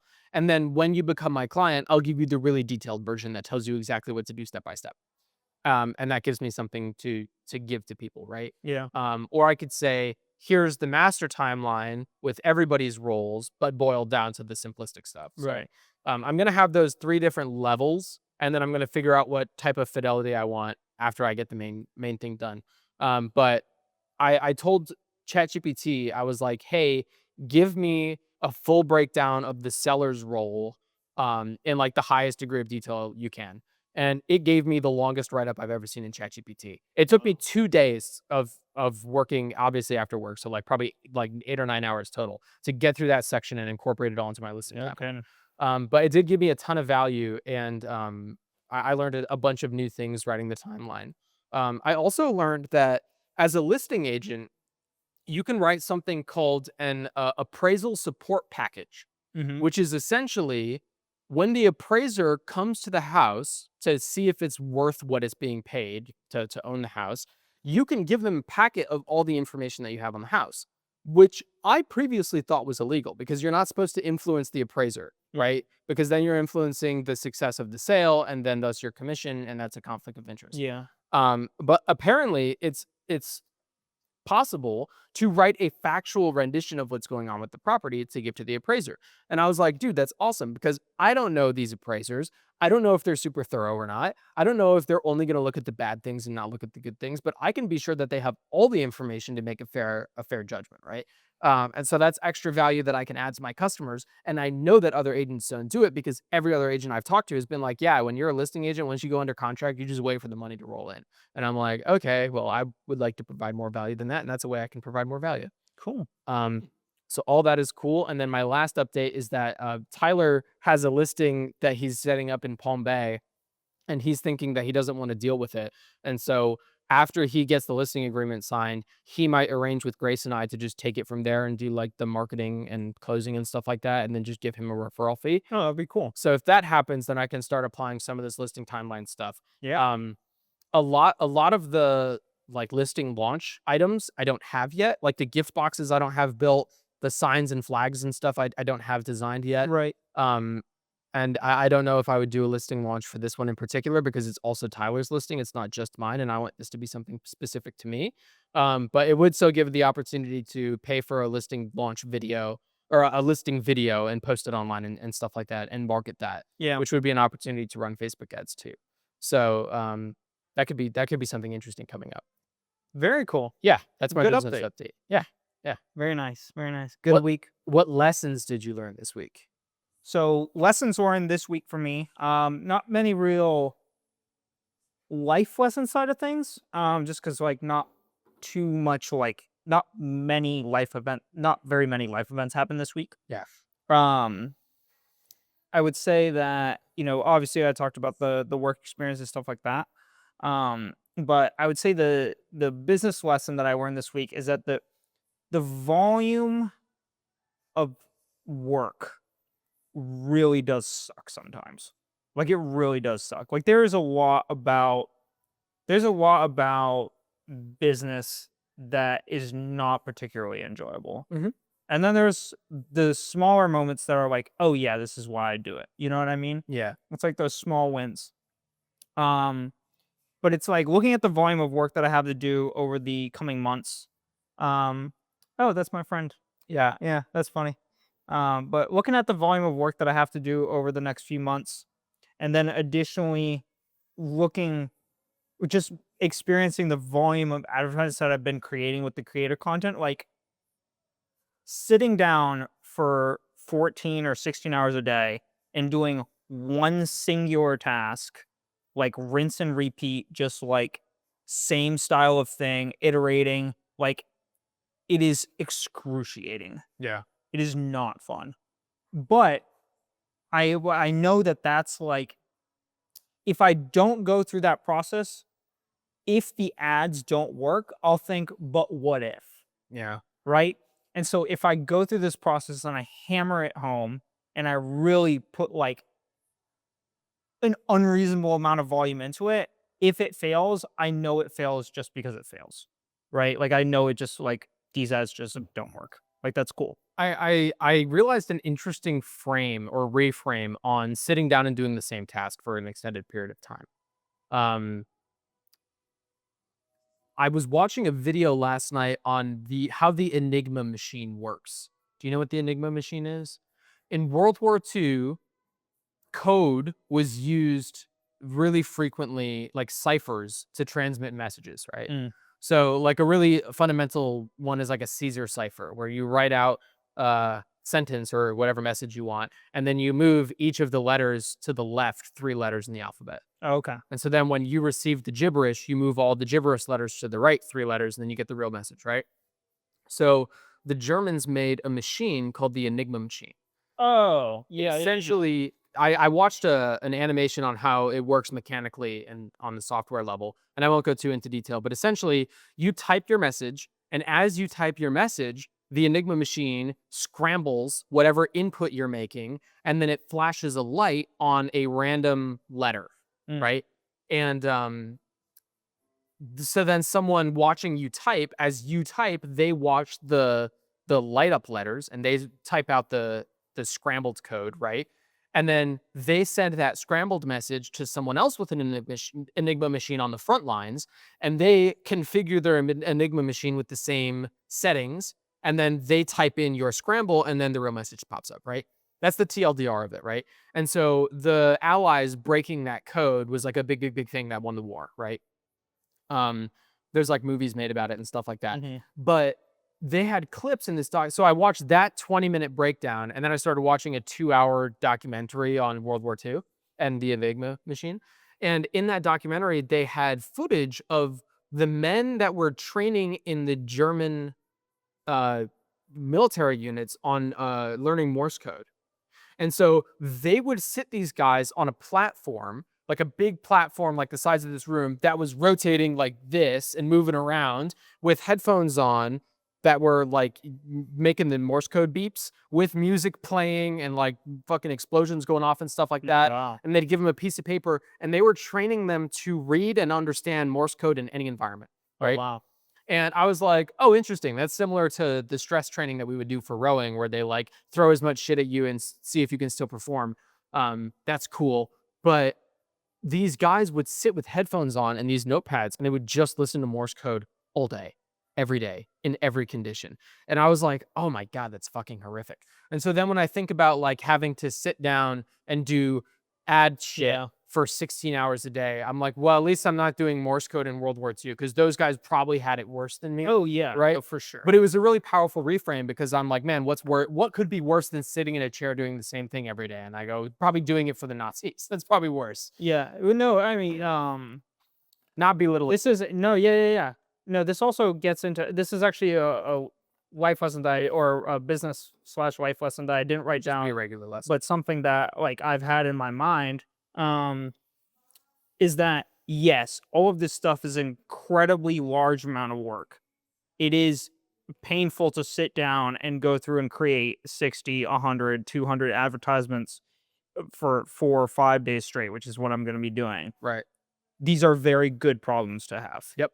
These are very, very good problems to have. These are the problems that I much prefer to have over like Doing the same anyone amount of who work. can't put food on the table or doesn't have a job or like is like absolutely struggling in life for years and years. Like these are good problems. Like I don't mean this to sound like oh pity me. Like that's not the frame that I come at this with. It's even better than when you were 2 weeks ago, where it's like, oh, I have all this work to do, but I can only do it at nights and weekends. You're right. Exactly. Yeah. No. These are good problems. It definitely is. Like this is.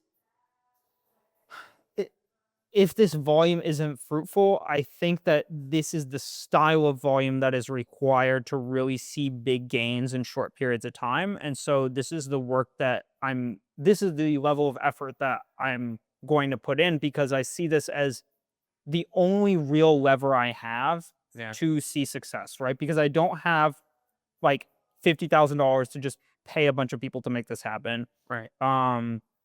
I don't have some other resource or handout to make this stuff just work. Like I have to save up money for running the tests that I need to run, which I've been saving up. I have to also utilize the tools I have at my disposal, being someone in branding that I was able to hire, or paying for course material in order to better my skills. And it's like this stuff, like, some people talk about it. They're like, oh, my mentor the other day, he was like, why don't you pay someone to edit your advertisements for you? Yeah, And I was like, you to pay him for me, mentor? right. Well, like my thing is like, it could produce better results, right? It could.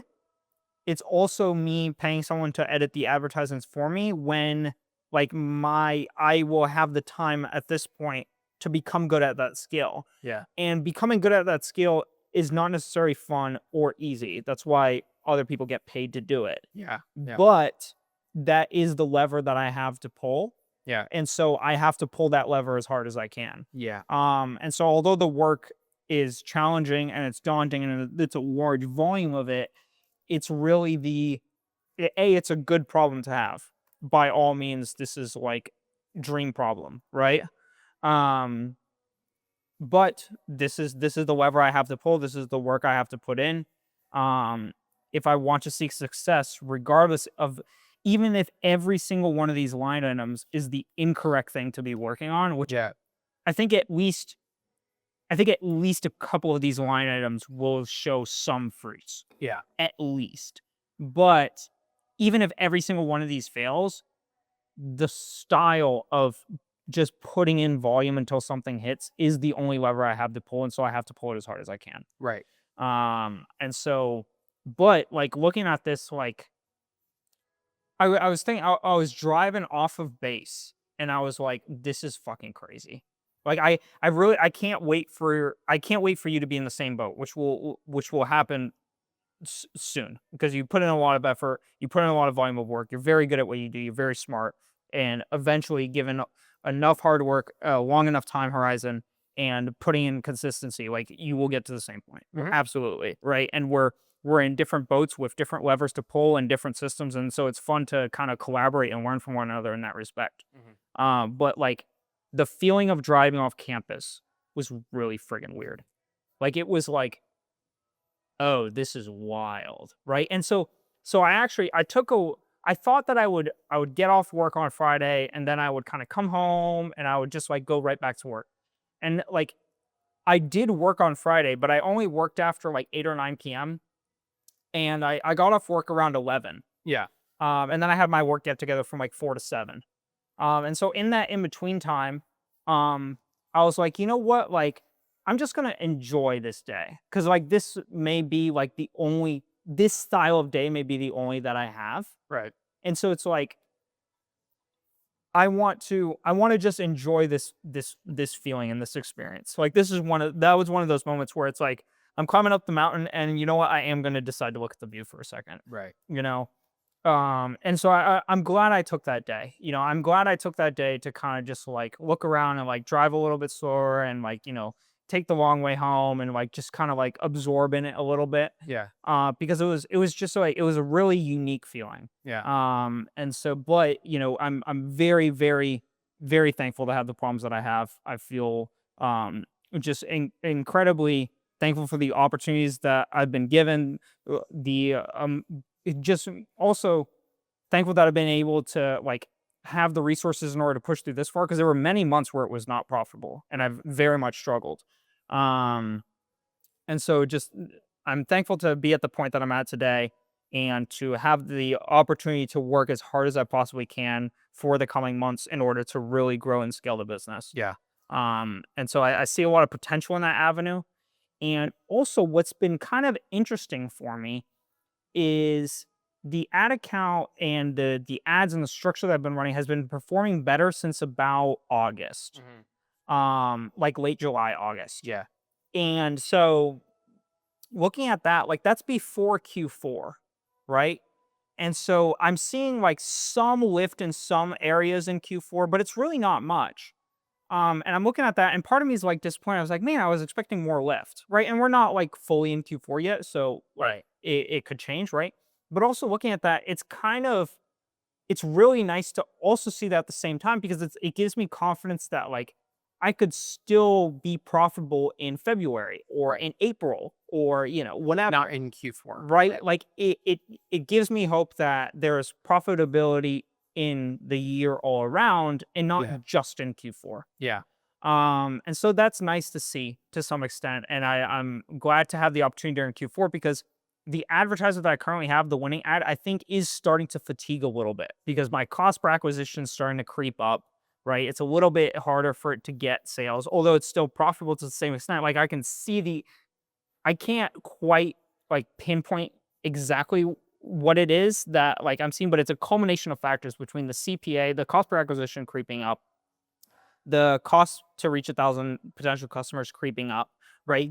There are slightly fewer number of sales, but they're at a higher value, which gives me an indication that the algorithm's searching harder for customers that are willing to buy more, because that sees it as a better return on ad spend, right? So I see those factors creeping in, and I'm glad that those are creeping in during Q4, because hopefully the Q4 lift would just support it a little bit, and I'll also have the freedom timeline to build a really, really good base and hopefully find an additional winning advertisement or a set of advertisements or combination Yeah. that can carry me into the next year. So I think I'm at a good spot right now.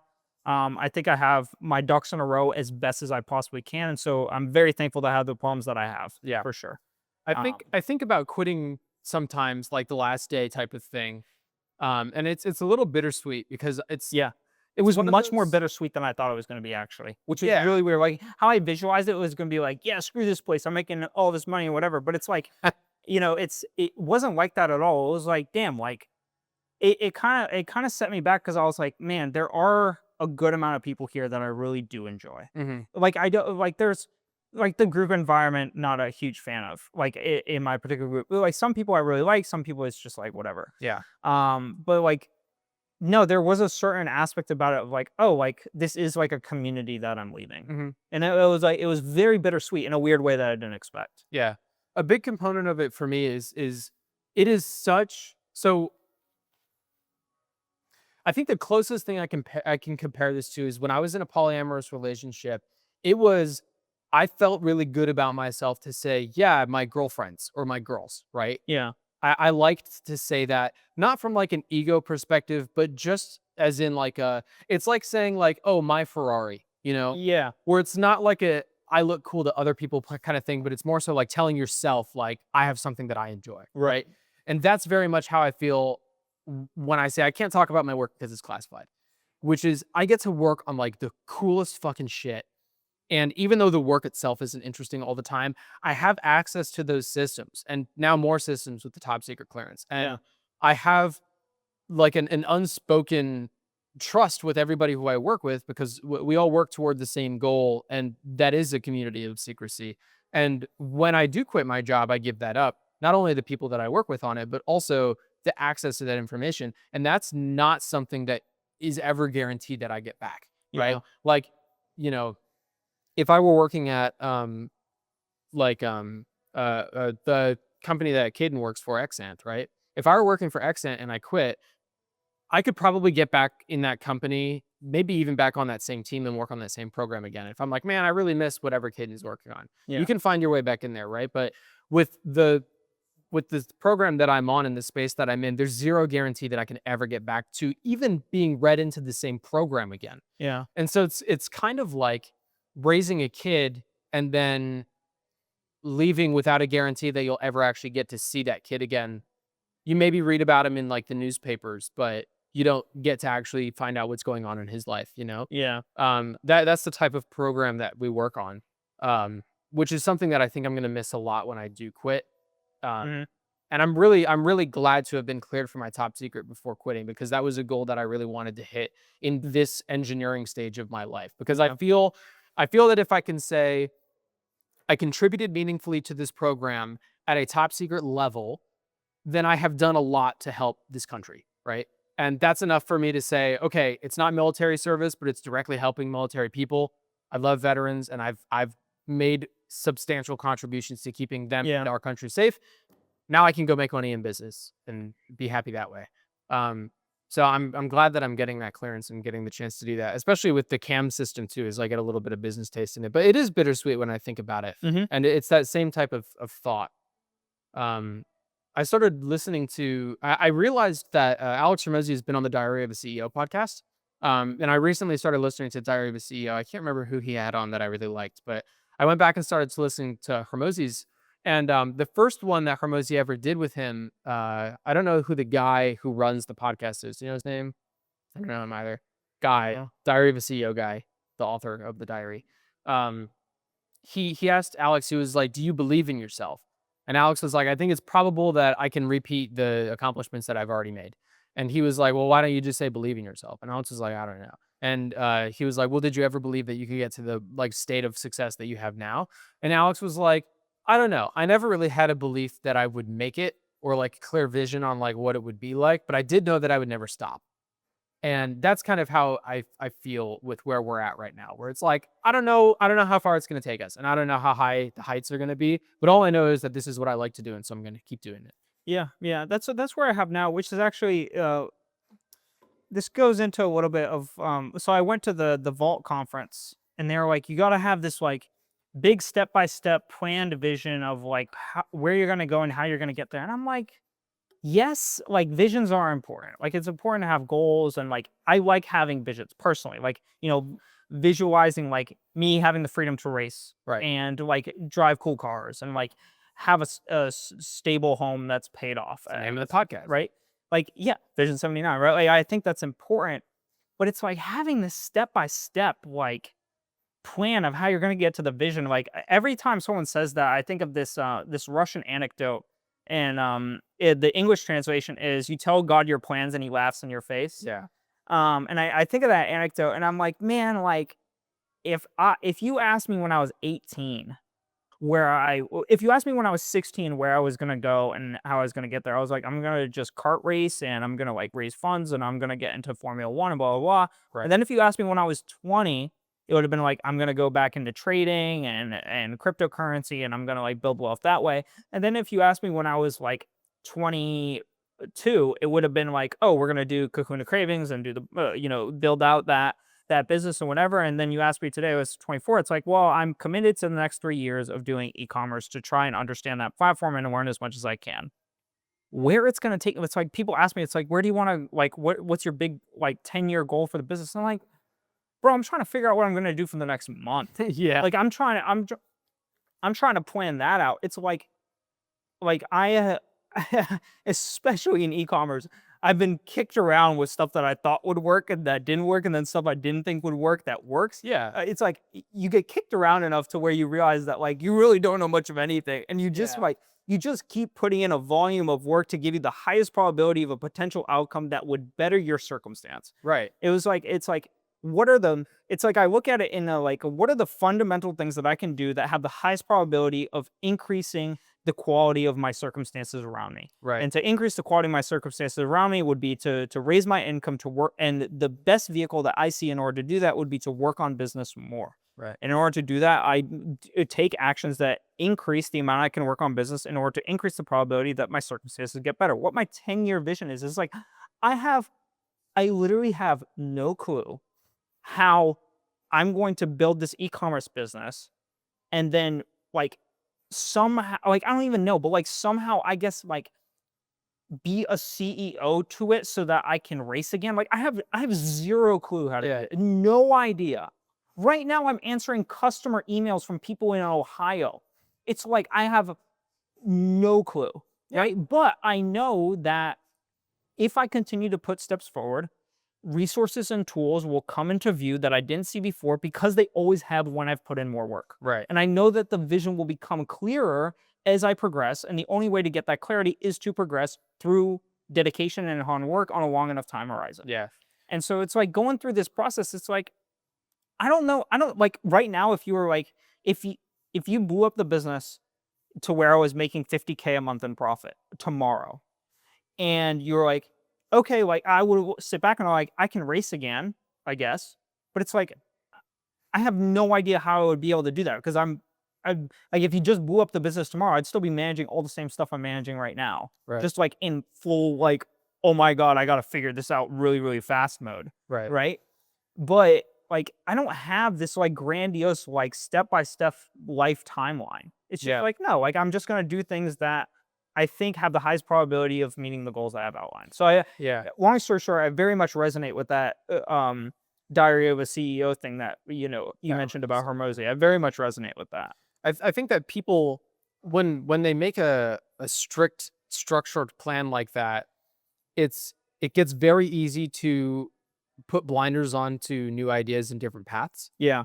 There's a big thing in systems engineering that's been happening over the last 10 years in the DoD acquisition cycle, which is to be agile. Agile is an acronym. I don't know what it stands for, honestly. I don't really subscribe to it. But the whole agile process essentially is make a plan. The second you stray from that plan, fucking scrap all of it and make a new one.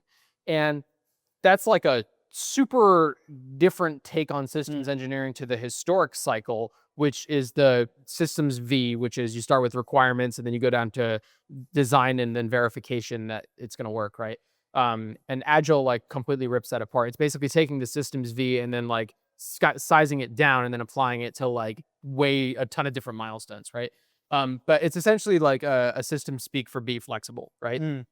And I can't imagine thinking that I know where my life is going to go in regard to business in the same way that I couldn't have even conceived when I was 18 where my life was Yeah. going to go, you know? And when you're 18, you know you're going to go to college or not. So you know you're either going to take a job or go to college for this degree. But what you're going to do with it afterward, you have no idea. And Yeah. you might think that you know, but I have found that every time I think I know how something's going to go, like wrenches get thrown in the works all the time. So it's kind of foolish for me to think or even plan where it's going to go. It's like control the Yeah. controllables and set a goal and then follow the flow to get to that goal. So if the goal is own the business or be CEO or get a promotion or whatever, make that your goal and then do whatever you find as along the way to get there, right? Mm-hmm. Yeah. 100%. 100%. But that was kind of a overall take on my business lessons learned this week. Yeah. But what did you have for life/business lessons learned this week? Mine I titled analysis paralysis, and it's because it's something that I'm consistently cognizant of, because Tyler keeps making me cognizant of it. Because I'll sit down and I'll work at the bar, and he'll be like, "What are you working on?" And I'm like, "I'm building this listing launch timeline, and essentially it's two functions in one. It's the customer acquisition and service cycle, and it's the lead gen service cycle wrapped into one. Yeah. And I'm developing this model." And then he'll call it analysis paralysis, and he'll say, "You already know like how to do real estate and how to sell. Like, just go out there and do it. Like, you should be on the phone doing cold calls." And he gives me this sales pitch probably once a week. And it's nice, and I know it comes from a place of like I know you can do it. Like, go make the money. Yeah. Yeah. But I prefer to conduct my business differently to how most real estate agents do, where my goal isn't to just make money. My goal is to be good at real estate. And so I am comfortable taking the time to develop this system and understand the craft rather than fake it till you make it. And I used to be different. I used to be like fake it till you make it, like go out there and figure it out when you're on the water. I learned to scull, which is rowing with two oars, by telling my coach I already knew how to do it when I didn't, like, and figuring it out as I went, right? Yeah. Which I think is fine in hands-on application type of things like racing or rowing or lifting, something physical, right? But when it's something conceptual, I would much prefer the bottom-up approach of being very competent in the field and then executing at a high level rather than figuring it out as I go. And of course, you're always going to learn new things as you go. But I'm keeping the analysis paralysis forefront in my mind because I don't want to get caught in that. Yeah. And I'm continually reminding myself, hey, you're competent in rowing because you've been doing it for 12 years. You're competent in racing because you've been interested for 10 years and you've been practicing it for 3. So like the areas of competence I have is something that I've been doing for a long time. And although I've been doing real estate intensely, I've only been doing it for like a year, less than a year now. Yeah. I think I started my course in November last year. So I'm not even a year in. I have sales under my belt. I have like a history that I'm building up now, but it doesn't mean that I'm at the level of competency that I want to be at. And the more I develop this listing launch system, it's something that I'm going to design once and then follow because I know that it's going to work. And it's something that I can update as I go, but it's a heading that I can follow. Yeah. And so it's something that right now is not analysis paralysis, but I know could easily turn into it. If it's at the level of fidelity where it's like I'm just finding new bells and whistles to tack on and I'm delaying executing, that's when it becomes analysis paralysis. So I've kind of been thinking, when does it become that point? And I think I've defined when that is. And it's not a hard set definition. It's more of a vibe check thing. But earlier this week, Alora called me because her truck broke down. Oh yeah. And she was like, "Can you come like take a look at it and see what's going on?" And I was like, "Sure, I'll come take a look and I'll drive you home if we can't get it running." So I looked at the truck. It's a 90s Dodge Dakota. You're familiar. I couldn't get it running. I don't know what's wrong with it. And so I offered to take her home. And so as I was taking her home, I was like, "Hey, if you get this truck running, it could be a good idea to sell it and buy something more reliable if this is your only vehicle and only means to get to work." Toyotas are more reliable. I'm sure you could sell this truck and get like a base model Toyota and be just fine.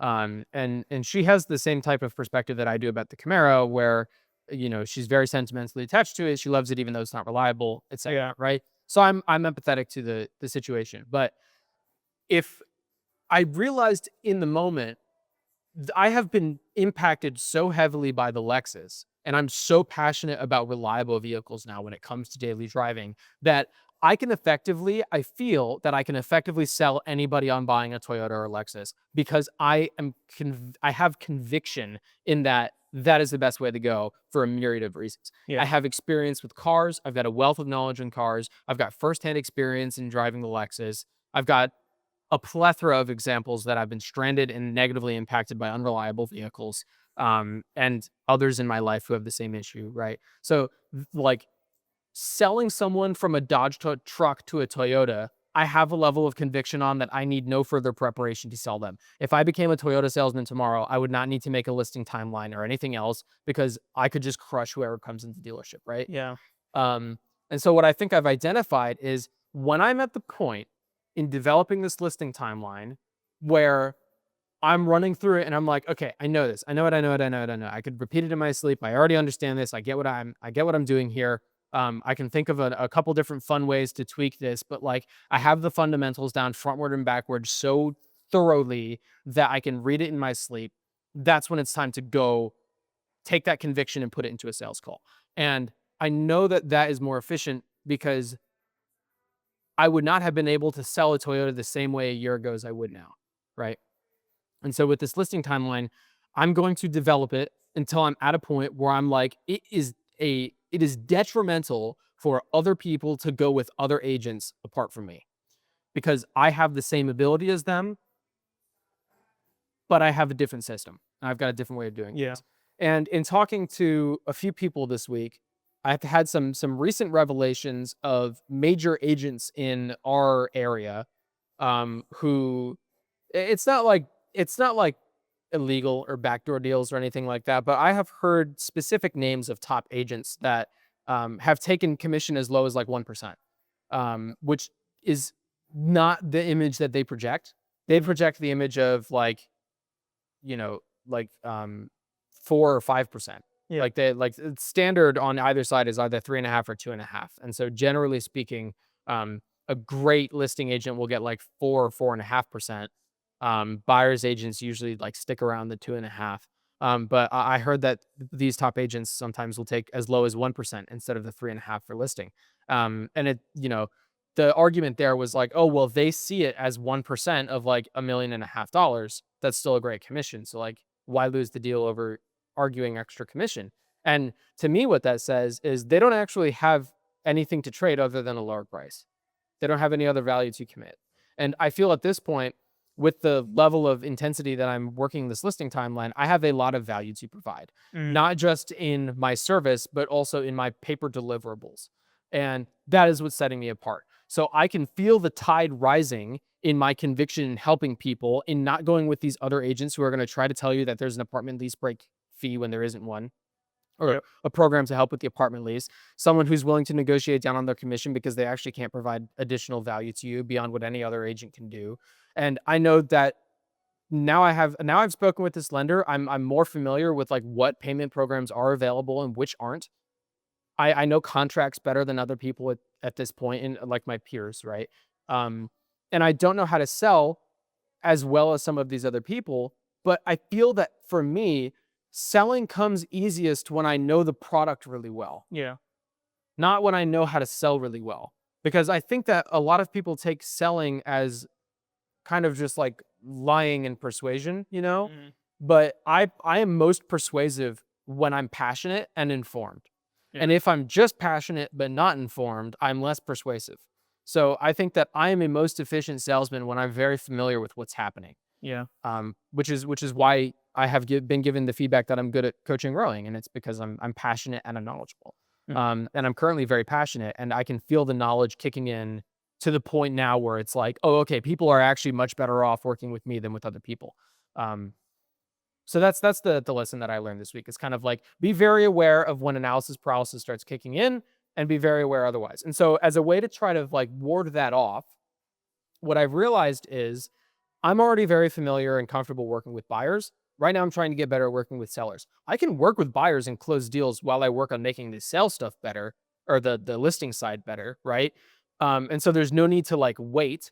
And most of the people in my call list from high school are probably going to be buyers, not sellers. They might know someone who's looking to sell and I could help them. But I'm at the point right now where I feel I'm like 60% ready to do these listings with the listing launch type system, but I can get the ball rolling on buyers at the same time. So, in an effort to ward off analysis paralysis, or at least be cognizant of it, I've started to reach out to people in my contacts on my phone that I speak to regularly. So these aren't cold calls; these are warm outreaches, and I'm checking in on them and saying, "Hey, how you doing? Is this still your number? I'm in real estate. I'm looking to help people.